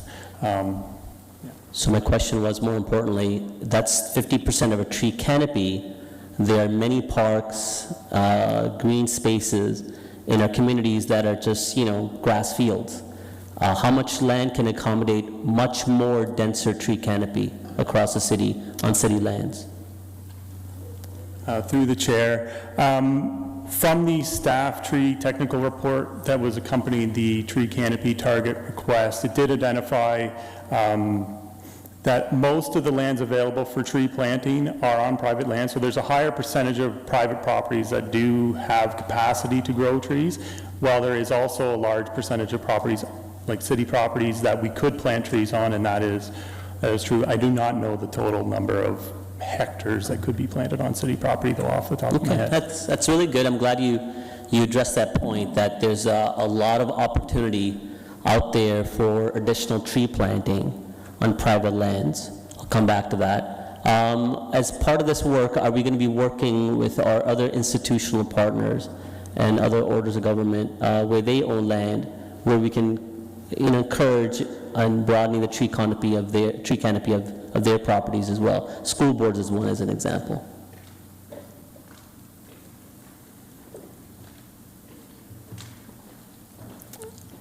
Through the chair, yes, we are exploring opportunities, working with our partner REAP, exploring backyard tree planting on private properties. We have done some preliminary outreach to school boards. I think it's specifically the Waterloo Region School Board, not the Catholic Board, planting trees on their properties. Yeah. Okay, I think more work needs to be done. I hope this review is not just entirely of an effort of kind of an enforcement avenue, but really an advocacy avenue as well. How do we connect with all opportunities out there? So I'm going to come back to the point that you actually made, that there's a greater opportunity for tree planting on private land than there is on public land. Fantastic. So if you go with the approach of permits and assessments and arborist reports, which are very expensive. I mean, it's very easy for us to say our arborist report is required. We're talking about, thousands of dollars that a homeowner may be required if they want to consider, for whatever they personally, maybe putting in a pool in the backyard, and now they got to cut their tree. If that's the approach that we go, where permits are required, why would they want to plant a tree? Are we looking at it through a development process that we're now going to force homeowners to plant trees in their backyard where there aren't? Which way are we going? And if there are regressive enforcement measures, have we looked at that? Does that slow down incentivization for property owners to plant? Maybe a rhetorical question.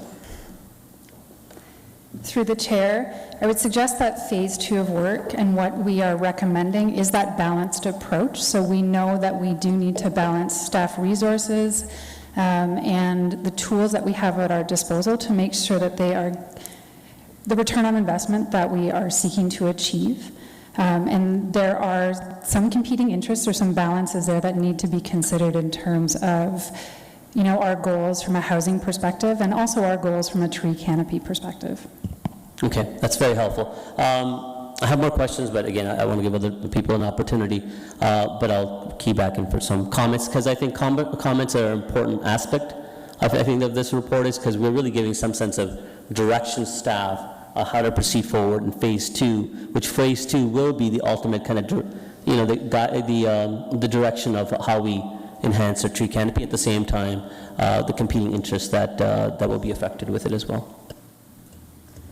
Thank you, Councillor Singh. Councillor Chapman. Yeah, thank you. I wonder if staff could tell us how many trees we lose each year, and if you could break it down to new developments, to aging trees, and maybe on private property. No?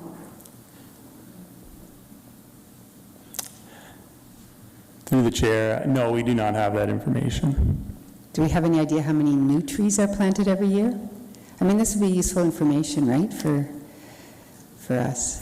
Through the chair. So when you're asking about how many new trees are planted, are you specifically on city property or? No, across the city. I mean, we're talking tree canopy, right? It's not... Yeah, so we would have no record of what people are doing on their own private property unless they participated in the REAP program. I believe there was about 80 to 90 trees planted through that REAP backyard tree planting program in Kitchener last year. And then on city properties, we planted about 1,100 trees within our streets and parks as part of, just our capital works program, as well as through road reconstruction projects. And do you think, in comparison to what we lose, is it comparable, or do you assume we lose more than we plant? I know Ms. you don't have McGoldrick numbers, would like to comment on that. Go ahead. Yeah, so through the chair, and perhaps in terms of how we measure tree canopy, we assess that based on orthoimagery and looking at the total area of the city and the tree cover associated with that.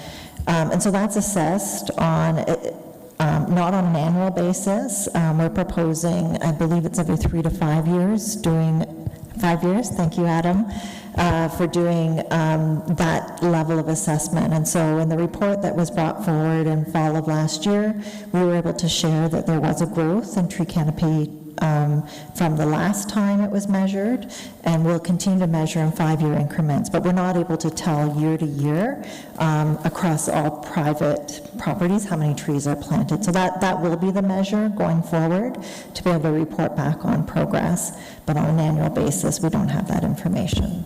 Okay, thank you. Thank you. Well, I'm not done. You're in a... Can I keep going? My second question had to do with just a sec. Yeah, so in the report it states that 72% of Kitchener's existing tree canopy is protected or regulated. What do we mean by regulated and protected? Like, what's the difference? Through the chair. So So we have different tools that we use to conserve trees on public and private lands. Our official plan land use designation has a natural heritage conservation land use designation, which offers a level of protection for trees. The other tools, there's a regulation in place, so there's not 100% protection of all the trees that can be cut down. There are exemptions, some statutory exemptions that are laid out in the Municipal Act, and some exemptions in the bylaws that have been provided itself. And can a tree be heritage designated? Through the chair, so a tree can be an attribute to a heritage property or a heritage landscape district. So it can be, but not a heritage tree. It cannot be designated as a heritage tree per se. That's the question. Okay. My last question, and I'll have comments later, has to do with, it was brought to our attention this morning to Councillor Clancy and myself that in the stretch on King Street, from Union Street to Victoria Street, there is not one tree, right? So how can we, approach our tree canopy needs when we've got a street like that, and what are we going to do about it? Through you, Madam Chair.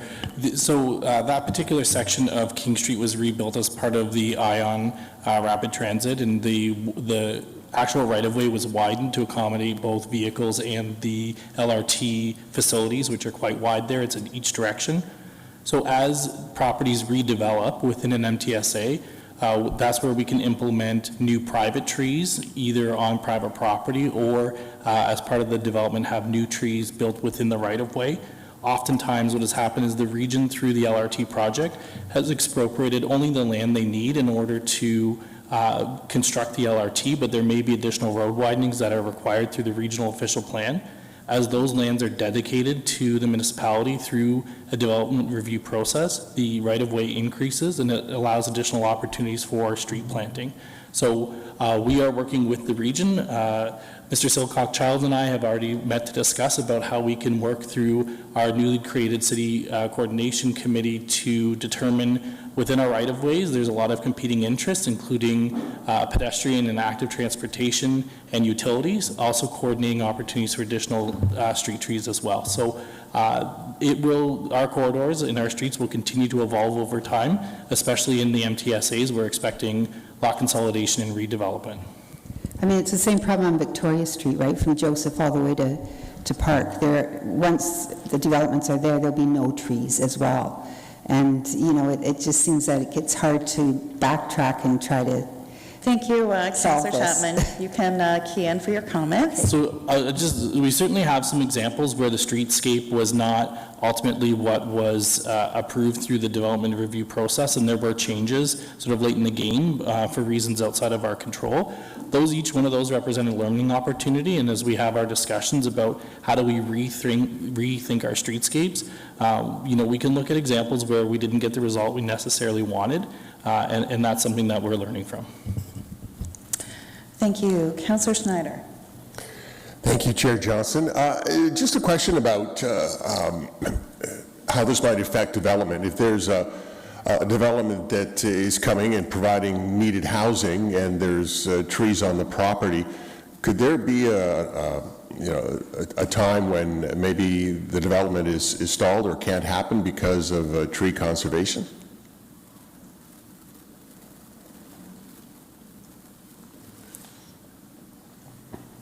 Through you, Madam Chair. So my colleague Ms. Goss had said earlier, planning is many things, and a lot of that is a balance of interest. We have ambitious goals for growing our tree canopy. We also have a housing crisis and looking to bring more units online to house people who are in our community and people who are coming to our community. So as we continue the work in phase 2, we always have to consider that balance of interest in the back of our head. Okay. Would there be the possibility of, if perhaps there was a tree loss because of a development that, maybe there's a courtyard in the development and trees are part of that? Yes, and a little outside of the work of, and more related to development review, so happy to answer this one, Chair. When we have a redevelopment opportunity, that's when we apply our urban design standards and our tree management plan for compensation planning. Council will recall we've had many discussions about on-site amenity areas to help supplement the increase of population. So it's using things like on-site amenities, courtyards, and other available opportunities to grow the tree canopy, but also to create amenity for residents of new residential buildings. Okay, thank you. Thanks, Councillor Schneider. Councillor Ioannidis. Thank you, Chair Johnston. I'm just wondering, did anyone move this? Is it a recommendation to move it? No. Okay. Has not been moved yet. Okay, I'll move it when the time's appropriate. I guess my question is, and it's along the lines of Councillor Singh's train of thought, because I feel like we do a lot of tree preservation, and in fact, and especially with new development, if anything, it's quite challenging for us to move forward. So, how are we going to look at doing this in a balanced approach? Because I know you're saying it's balanced, but I would like a little more, assurances that that's the route we're going to be going. Like, if you can. I know that's a tough question to answer. Who would like to take that? Mr. Stevenson? Yeah. Thank you, Chair. So I think that's what we need to figure out as part of phase 2. So when Kitchener was a leader with our tree management policy when it was created, when we had the 1 hectare size, when we had the 10 centimeters at chest height, and we felt that was striking a good balance at the time. We've looked at other municipalities as part of this review. They've looked at the good work we've done and have built on it, and we want to understand if those parameters in which we measure the balance against need to change. So that's something that we don't know the answer yet, but we will report back as part of phase 2 and certainly give council options to consider. Okay, because what I've noticed on a lot of the landscape plans, I find that there's too much vegetation, and sometimes I feel like it may not be able to be the benefit to the trees to mature enough because we add too much. But anyways, that's more of a comment. I guess my other question is, do we have a number of how many trees we cut down for the emerald ash borer? I mean, sorry, for the ash trees?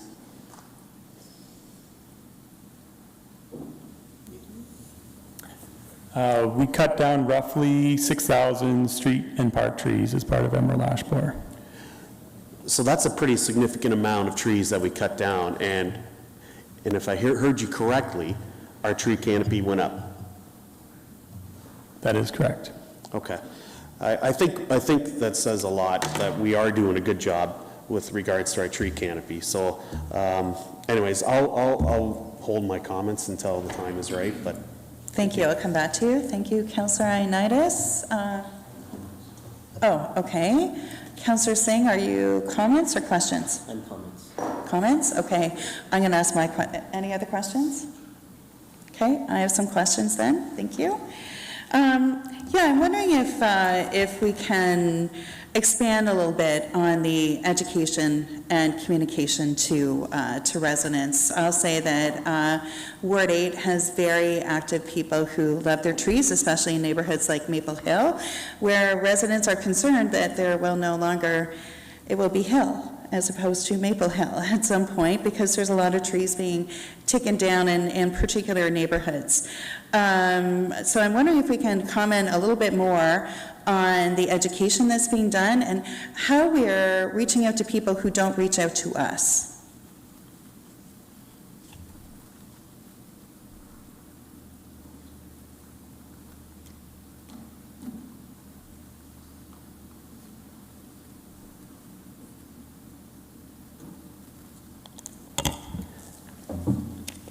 Through the chair, so we as part of phase 2, we've identified an opportunity that is that we can undertake to educate and do a targeted refresher on the various tools that we have for tree conservation.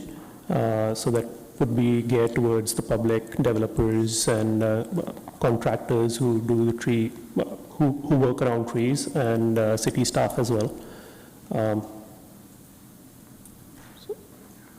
Okay, so thank you. I think there's still some work to be done in that area, in particular with reaching out to people that don't reach out to us, because I think there's a lot of work to be done there.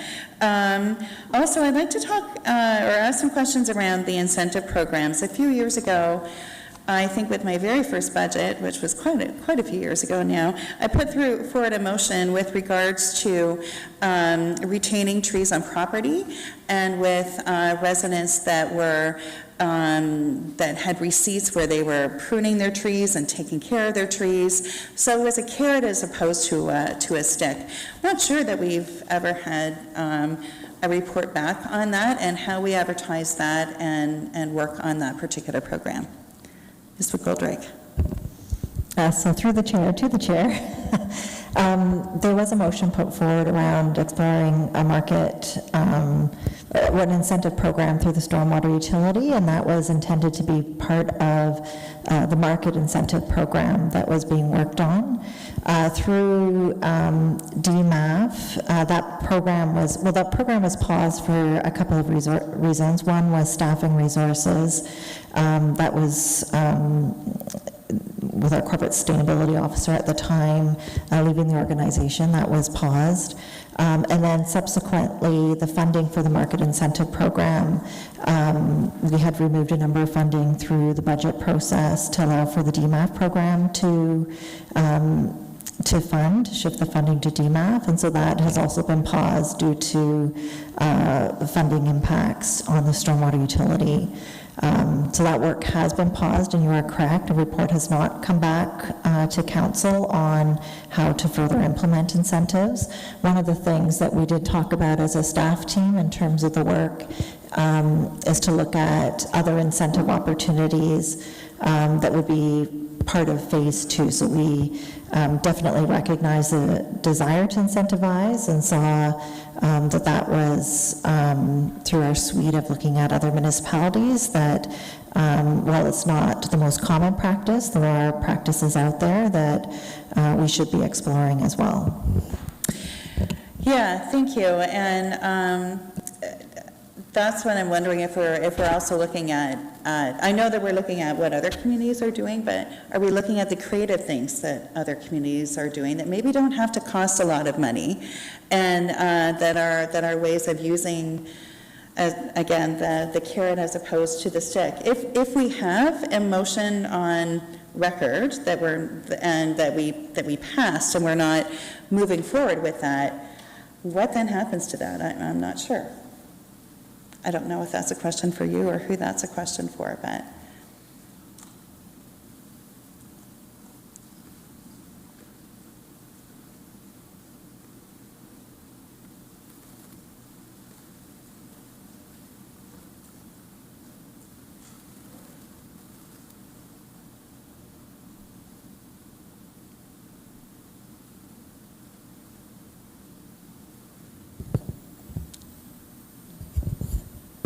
So through the chair, in terms of what happened, so we've paused the work. The work has not been canceled, so to speak, and we've identified that there may be an opportunity to further explore incentives through this body of work. So I would say the intent of the motion is still on the table and is outstanding, but it hasn't been council per se, so there is still an outstanding action to bring information back to council. Okay, thanks. Yeah, I appreciate that. It'd be good to know whenever those do go on hold. Thank you. Okay. Councillor Singh, anyone else here for questions? Okay. Councillor Davey. So just clarification, a couple things. With what regularity is our tree canopy measured? Like, what was the last time it was measured, and when will the next time be?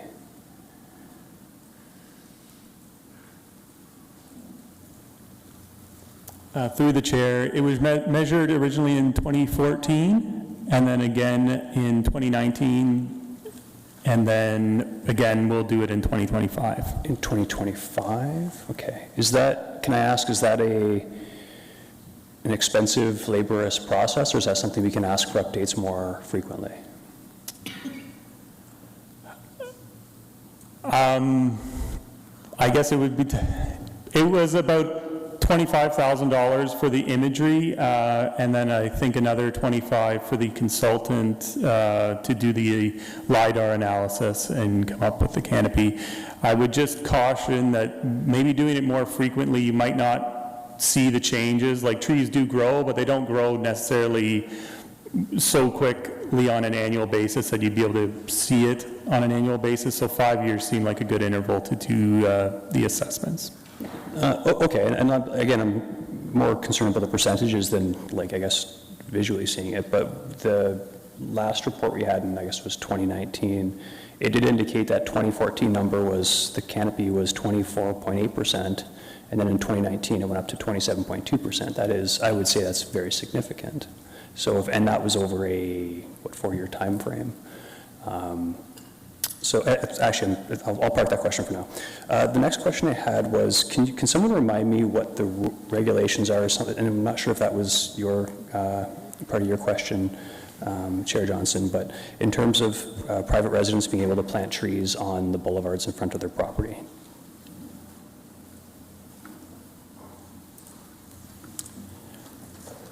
Through the chair, currently we do not allow residents to plant trees on city property, at least in the street tree environment. They can apply for grants through Love My Hood, I believe, to have a coordinated tree planting in city parks. In parks, but not on their boulevard yet. And will that be part of that? Ms. McGoldrick, just a nod's fine, but will that be part of that incentive program that comes back?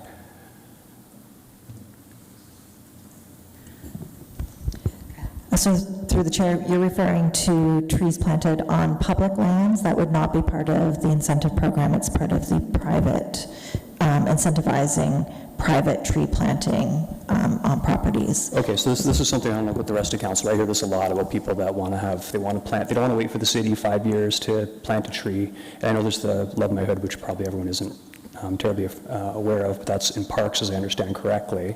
So I think we might be missing a huge opportunity here if we're not doing that bit of work as well. I get that we want to restrict the species of tree and all that sort of thing, but why wouldn't we be letting people that want to spend their own private dollars put trees in their boulevards?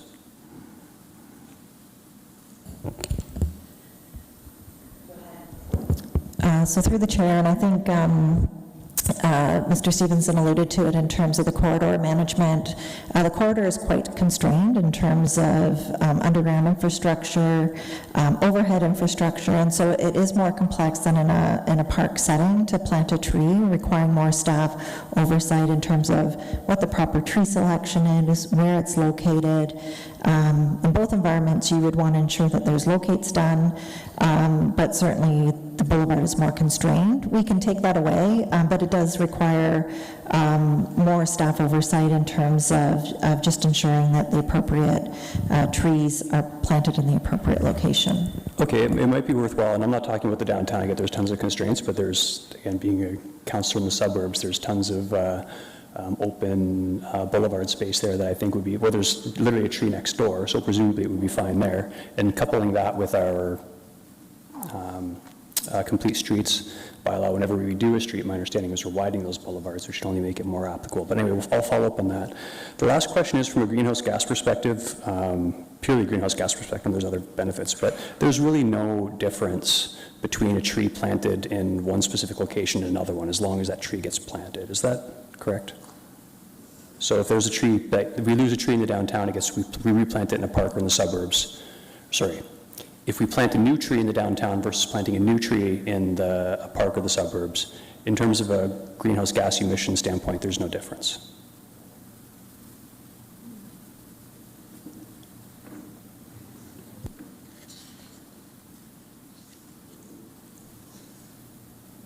Through the chair, in terms of carbon sequestration of those two trees, I don't imagine there would be, but there'd probably be a lot more carbon used to plant a tree in a downtown environment just because of the environment you're planting in versus a boulevard planting, which might be a little more open. I don't know if that answers your question. No, that's good. Thank you. Thank you. Mayor Verbanovic. Thanks very much, Chair Johnson. I really just wanted to pick up on the idea that Councillor Davey just spoke of in terms of engaging community members who are interested in helping us, move our tree canopy growth forward quicker by using the boulevards, particularly in areas of the city where we know those boulevards aren't as constrained as they are in the downtown. I think that makes a whole lot of sense. I do understand the cautions that Ms. McGoldrick spoke of, but in fact, often many of those cautions are in fact on the piece that's on the homeowner side of the sidewalk, but still on city property. So I think of things like the cable and bell and so on. They often tend to be on the residential side of the sidewalk and not as often not as often on the boulevard. So I think looking at that program, looking how we can support it, what maybe it's even with tax receipts and so on, when people make those donations, and do some of that work, I think that would make a whole lot of sense and would actually, it's a model that's used by other cities and would allow us to actually see our goals achieved quicker than otherwise would be possible. So I look forward to more information on that. Thank you, Mayor Verbanovic. Okay, moving on to comments. Any more questions? Okay. Councillor Singh. Thank you, Madam Chair, and I think a lot of good points came to the forefront through some of the questions asked. Especially it was kind of enlightening through Councillor Davies' question of if you plant a tree anywhere in the city or you've planted downtown, what's the overall benefit?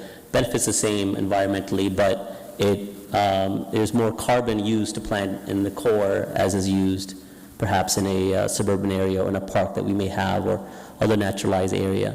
So speaking of that, and further to Councillor Johnston's point that we got to incentivize, we got to use a carrot.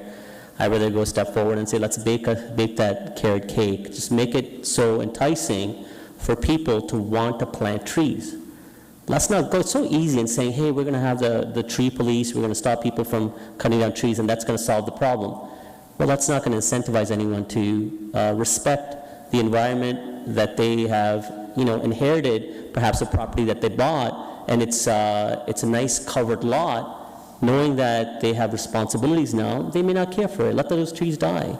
And that's the environment that we may end up creating. It's better for us to educate the public. I think that's a really important aspect of this. I think a step further, we need to partner with community groups that may want to, leverage on applications, grant applications we may have already, way to work with the Parks Department to plant more trees, more commemoration trees throughout our park.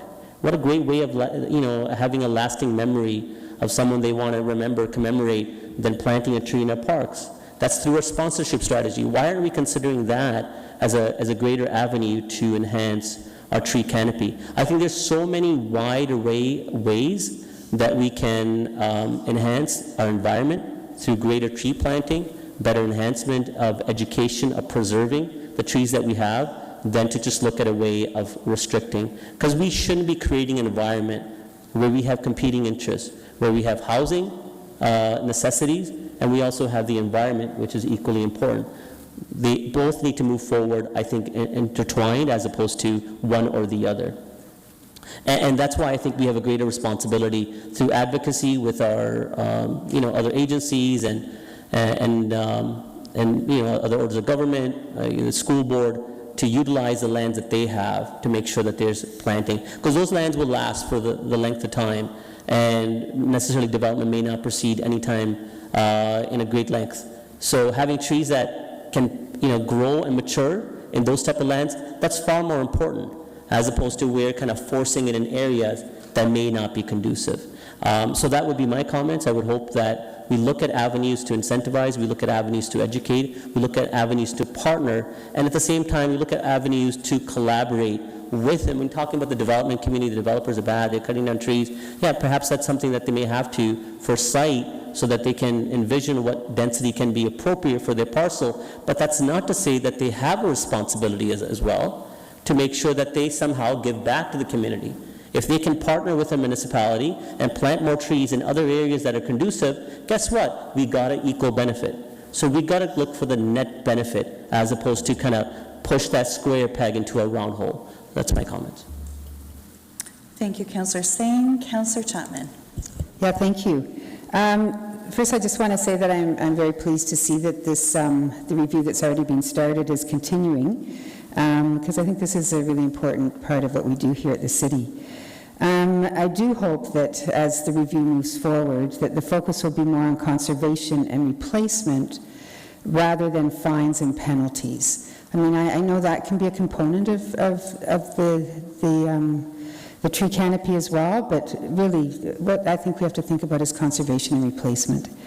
And I also hope that we can come up with a tree removal policy on properties less than 1 acre in size, because this has come to us over the past 4 and a bit years since I've been on council, and I think 1 acre is awfully large with some of the development that's taking place. And I'd also like to say that if we want to avoid concrete jungles, then we do need more trees in the downtown core as these big towers are being built. So I don't think, yes, we can talk about carbon capture. A tree will only capture, doesn't matter where it is, but if you want people to live healthy, lives in the downtown core, there need to be trees on the roads, because I invite you to walk down Victoria Street on a hot sunny day where there's not a single tree to walk under. So I don't think it's an either or. I think it has to be across the city. Thank you. Thanks, Councillor Chapman. Councillor Clancy. Thank you. Yeah, I'm also glad to see this work continue. I think trees are complex beings. Like, we know that there's mother trees, there's mycelium underneath, there's so much more to a tree than just 1 plus 1. So one thing that I think we do have to consider in conservation is that older trees actually do the bulk of the heavy lifting when it comes to conservation or sequestration of carbon. So it's said that 70% of the carbon that a tree would store is absorbed in the last half of its life. So I think we can't compare a new tree replaced with an older tree that's cut down. We have to make sure that we have a scaled approach, and so hopefully that will be reflected in the action moving forward, that we would have a different attitude towards a much larger, older tree that has way more value to our carbon sequestration. And then the other point I want to add is I agree, we need trees everywhere. I don't want to divide us between, center and not center. I do feel that trees play a really important role in cooling. We know that extreme heat days are going to go from 10 as they exist now to 60 in the next decade, and that has a big stress and health impact on vulnerable populations. So while I hear you that we want to sequester as much carbon as we can, we also want to make sure people can be cool. And so we want to make sure that there's trees available wherever you live in Kitchener so that you can cool down as you move around outside. I look forward to phase 2. Yay, go tree team. Thanks, Councillor Clancy. Councillor Ioannidis. Thank you, Chair Johnson. I think the next phase is going to be the one that's going to be the most challenging one, and in particularly the balancing act. But one of the things too, and I don't agree. I agree with Councillor Singh with incentivizing, but we also can't forget the other side too. And I get a lot of complaints about trees being planted anywhere and then destroying other people's properties. So we need to be cognizant of that. It's not a grow tree at all costs and not have a balanced approach. And I don't think that's what staff is going to do. But I take solace in the evidence that's been put forward with us here. You know, in the last, in that time frame in 4 years, we've seen almost a 4% growth in our tree canopy. To me, that speaks volumes in how we've dealt with our tree canopy. And, you know, and if I look back at that time frame, I know prior to all that data, we had several significant windstorms that also destroyed numerous trees, and we still managed to overcome the emerald ash borer and those storms and still have positive growth. To me, we have a very robust tree canopy, so I'm very concerned about, you know, when we do have a housing crisis, that we do have that balance, because to me, I think we're doing the right approach. I think, in fact, I don't know why we're concentrating on things that we can't control. We have huge properties ourselves. I think we can control ourselves. If we control ourselves, I think we're going to accomplish the job. But again, I think if we do have some incentives and have residents put some trees into their properties, but not at all tree cost growth, because again, I deal with these issues on a constant basis. Every summer I have at least 4 or 5 that I deal with these every summer. And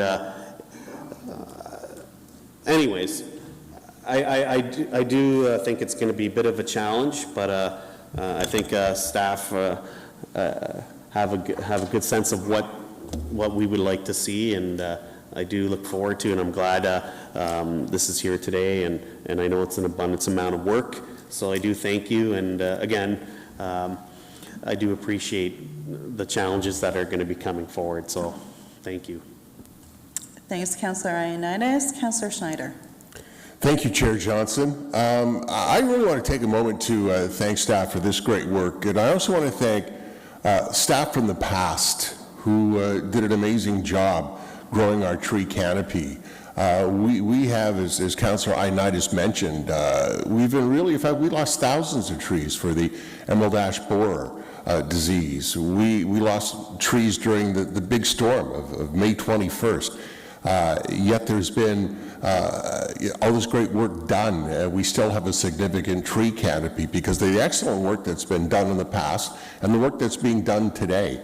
So I really want to thank staff for this, and I want to echo some of the comments too of Councillor Singh, where the conservation is very important, but I think addition to the tree canopy is also equally important. And if we can help incentivize that, I think that would be awesome. But I really want to applaud current staff and staff in the past, and all our workers, during May 21st, how staff were put into action, and staff from other departments helped out with the cleanup and everything. It's been fantastic, and it's good to see that we're still making our tree canopy such a high priority, and it's good work from this staff and past staff, so thank you.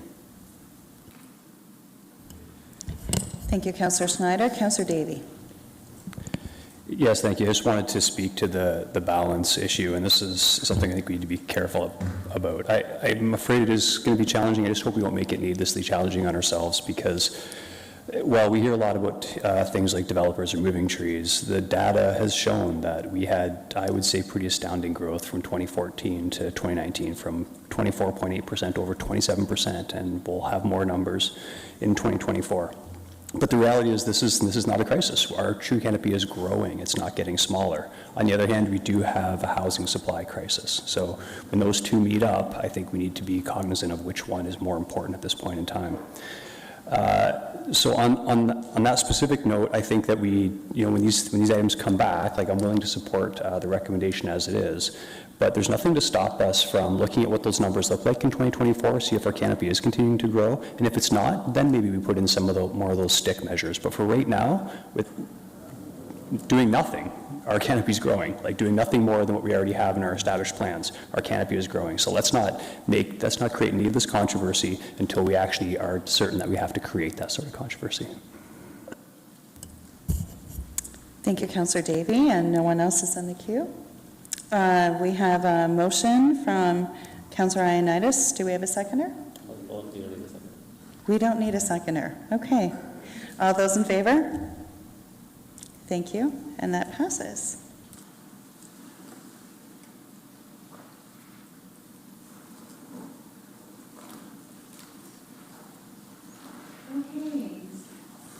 Okay, next we will move on to the report from Josh Weshay on the Wajin Demand Indigenous Land Restoration at Pioneer Tower Natural Area. When you're ready. Okay, thank you very much, Councillor, or Chair Johnson and members of the council. I'm probably just going to highlight some of the summaries in the staff report, as I don't have a presentation here today. I'm more so here to facilitate a discussion or answer questions, help you better understand what's being proposed here and what we're looking forward to, or what we're looking to do in the future. So the project before you, or the paper before you, speaks to the Wajin Indigenous Restoration Project, which is a partnership opportunity that the city's been presented with to work with Indigenous communities and to work with Conestoga College, focused on the area, the lands, Pioneer Tower Natural Area, south end of Kitchener, 15 hectares located along the Grand River just south of the Deer Ridge Golf Course. So it's a property that we own, the city owns. Historically, it's like many of our natural areas, sort of in our inventory, but not under active management or active restoration. It's sort of just preserved, protected for purposes of biodiversity and conservation. And so these lands represent a great opportunity to turn them into something different, something more, to restore them for local biodiversity. But more than that, it represents an opportunity to bring in community partners and people to work on the land and to be learning from the land and be engaging with the land. And we've heard a lot from Indigenous communities and Indigenous partners about the need for land and the need for access to land and space for cultural purposes, for environmental reasons, for all variety of different reasons. And so this project represents a lot of that. So we're here today. It's been about 3 years of discussion and conversation to get to this stage where we are now. So essentially the next step is to look to enter into a partnership agreement to bring this project kind of to the next step. Conestoga College has through one of their Indigenous professors, has a grant which will support the actual restoration work. The city will provide in-kind support and some budget from some capacity from our natural areas program, but primarily the project is being driven through the Conestoga College grant. And then there's a number of different Indigenous partners who are going to participate or be a part of the work in the land and in the land restoration plan. So that's kind of one of the next steps, is to come up with a plan to develop sort of key goals and key opportunities as to what will happen there, where it should happen. Part of one of the other opportunities, or one of the goals here, is to be able to approach it through a two-eyed seeing lens. So there's a lot of Indigenous knowledge that will come forward in this project, and then there's Western science and some of the natural area management that I might look at, and bringing those two worldviews together to do this in a better way, or do this in a good way going forward. So that's the ultimate goal that I see this, or we see this project bringing forward. So that's essentially, I would say, kind of a high-level summary as to where we're at, but I'm more than happy to answer questions or facilitate any further discussion. Thank you, Mr. Shea, and we do have a list of people wanting to speak. Councillor Chapman. Yeah, thank you. I think this is a great project. I was just wondering, can you tell us how big the NSERC funding was, the grant actually was? What, sorry, could you repeat The that? NSERC, the one that Conestoga College managed? The funding source? It was through an NSERC grant? Yeah. So they had applied for, and you're asking of the value, or you're asking of the? I was just asking what the value is, because I also wanted to know what, it mentions here in the report that the City of Kitchener will be using money from our capital funding, our existing natural area capital funding. Sure. So I was wondering what the breakdown was and how much we were actually putting toward the project. Through the chair, it's my understanding that the grant is approximately $350,000. So that's what they have secured through their program, and that goes towards building their Indigenous Studies program to use this space as an outdoor learning environment. It goes towards hiring grant project managers and people to deliver, and then it goes towards resources to do physical restoration. So that's the capital investment of the grant. The city's contribution, and we through any of our natural area programs, we may look at land restoration through tree planting, we may look at land restoration through habitat creation, so we can leverage their funds to do more overall. There's not a set amount that we contribute to annually. It's more, we define the 5-year interval of a management plan, and we look at which deliverables are required. So the actual value of the city's contribution isn't necessarily defined at this point. Okay, and the reason I ask is, my second question has to do with are there any other land restoration projects that the city's working on? And just to give us sort of a sense of what that would cost if we were to, partner with, say, somebody who doesn't have an NSERC grant. Sure. Through the chair, there's a number of management plans that we've developed which identifies land restoration priorities and land restoration objectives. The Huron Natural Area one is probably the most familiar one, or a project where we're going to be developing a management plan for. Annually, and you can do restoration for $20,000 and you can do restoration for $100,000. It ultimately depends what the need is. So there's projects like that. We're looking at other sites like the Idlewood Park that we heard about that was impacted by the storm, doing some some restoration there to bring back tree planting. So annually in our program, we spend about $150,000 to $200,000 on natural area projects across the city, not on a single project. So it's spread across various projects. And those restoration projects are Indigenous lands that you're referring to, or just in general? No, the other projects that we're working on would be city-led, contractors, consultants, and city resources, staff resources. We are, through the Huron Natural Area Management Plan, working with an Indigenous consultant to take the same approach in terms of how we manage that park going forward. So it's sort of setting the framework for the similar work elsewhere. Okay, thank you. Thank you, Councillor Chapman. Councillor Deneau. And thank you, Chair. Actually, this is a fantastic project. And for those who don't know, this was in a book that was published, I believe, in 2020 during COVID, the 160 Unusual Places in Ontario. And so it's kind of neat that we have that in our own backyard, and I think it's great that we're looking to provide more to our community in this area. I'm just curious how much restoration is needed. Do you know? Is there an idea? Through the chair, again, with restoration, you can set your scope depending on what you want your outcome to be. The land currently is, it was most recently under agriculture, so it's a fallow field, so it's a field that we've put a cover crop on. The largest portion of the land is agriculture land. The other portion is, there's a small portion of forest. There's a small portion of kind of a mixed field, and then riparian area along the Grand River. So ultimately, the goal would be to turn what was previously an agricultural field into tallgrass prairie, into forest. There's an opportunity here to grow food for using indigenous seeds and indigenous traditional food. So there's an opportunity there to grow, to then give back to the indigenous, bring back to the indigenous community as well. Okay, excuse me, and that was one of the questions I was going to ask. I read about the food plots and the fruit orchard, fruit orchard, and so that would be given back to the indigenous community? That's correct. One of the partners, the Wishkatawanayak Urban Indigenous Garden Collective, is one of the partners involved, and they have plots of land all over the region and all over in other areas as well. So this will become another additional plot of land in which to grow food to go back into their food collective. Okay, and there's no physical building. It'll be all outdoor amenities? Correct. Right? Okay. Yeah, I think this is fantastic, and I'd love to be at the, I know there's a meeting you'll have in spring of 2023, community engagement, and so I'd love to be notified of that meeting so I could join in. Thank you. Thanks, Councillor Deneau. Councillor Singh. Yeah, thank you. This is definitely an interesting partnership proposal. What have been the future plans or use of this land? Do we have any long-term vision? For this land specifically? Mm-hmm. Through the chair, this part of this exercise is visioning, is what does this collective, this group of people, individuals, and organizations want this land to become? So that's, I would say more of a corporate aspect of our internal land holding inventory.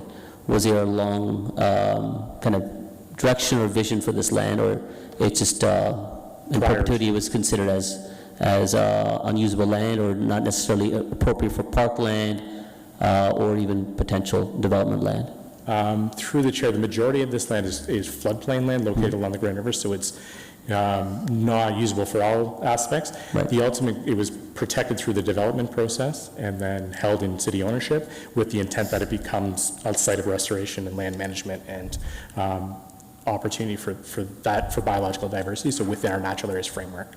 That was the long-term intent. Okay, that's great. So, through this partnership, obviously, we'll have active advocates that will drive this work, as well as I'm guessing there's some funding that may be accessible as well.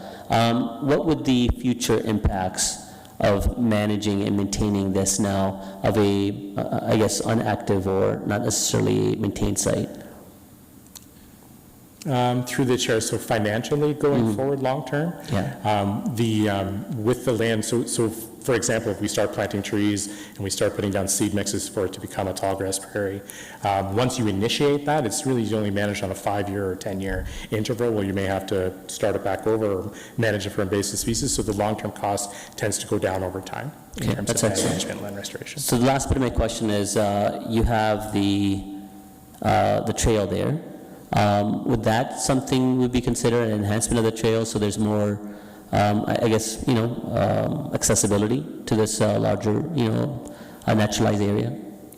Through the chair, that's a great question. And something that's been discussed so far by project partners is we do have the Walter Bean Trail that runs sort of adjacent to what this property would be, but there'd be interest and opportunity to identify opportunities for further trails through the site so that you can bring the community in, so that they better understand, feel engaged, and feel involved in what's going on there. So as opposed to it happening over here and the trails over here, is try and integrate the two. Okay. And there's good interest in that and good conversations starting in terms of how to do that with not only a foot trail or trail, signage, educational tools like that as well. No, I think to Councillor Deneau's point, this, I didn't know it. And, especially it seems to be a site that would be absolutely attractive for all residents across the city to come, as well as the adjoining and neighboring communities here as well. So if you have an opportunity to further put attention to the site through restoration, but also for more active participation for, trails, active users, then I think that we should be looking at additional steps to this and not just a naturalization or additional, restoration. Sure. Thank you. Thank you. Thank you, Councillor Singh. Councillor Michelle. Thank you. This is a great report, and it's very exciting to see this. I'm wondering if there's any, when you talk about expanding, I met with staff a number of times over the past number of years about incorporating something like this. I know we don't have Pioneer Tower on the side of Lower Dune, but Lower Dune certainly has some significant Indigenous, we'll call it attributes in that side. So is there any opportunity do you see down the future of connecting the two? It would connect through the trails, I guess, through the Dune Golf Course over to across the bridge and over to that side. Through the chair, I think for me to define that today, I don't think I'm prepared to say where it could go or where it would go, but I think based on the objectives of the project, access to land, access to space, access to ceremonial space, access to food, access to crops, orchards, things like that, there's all kinds of potential in our natural area lands for them to become, suited for restoration and suited for other opportunities as well. So I would think the general intent of the project is intended to could happen anywhere. We have about 3,000 acres of natural area property that, again, some of it is just protected and preserved. It's not being actively managed. The more community partners and the more we can join in on these intentional projects, we will see the intent grow in other places and other spaces. Yeah, I really hope to see the college participate through the Lower Dune side as well. Thanks. Thank you. Thank you, Councillor Michaud. Oh, Councillor Deneau has keyed back in. One quick question. Do we know what kind of invasive species are down there within that area right now? Through the chair, invasive species you're asking about? As far as plants, right? Invasive plants. We have sort of a high-level land inventory or plant inventory. Part of the next steps of this project are to gather more information about that. We know, like most of our sites, there's European buckthorn growing that can be removed. I know along the Grand River there's a plant called giant hogweed that grows along there. It's invasive species. So Phragmites, species like that. There's lots of species that are less desired than others that would be looked at as a way to either manage them using different techniques, using new techniques, using new opportunities. And then again, using traditional opportunities that we would have done or that we use nowadays. So awesome. No, this is actually a very exciting project. and I'm glad that we're able to partner up with the college to bring this to fruition. Thank you, Councillor Deneau. I don't see, Councillor Chapman. Yeah, I just don't think anybody's moved this yet, so I'm happy to move it. Okay, all those in favor? And that is carried. Thank you, Mr. Shea. Thank you.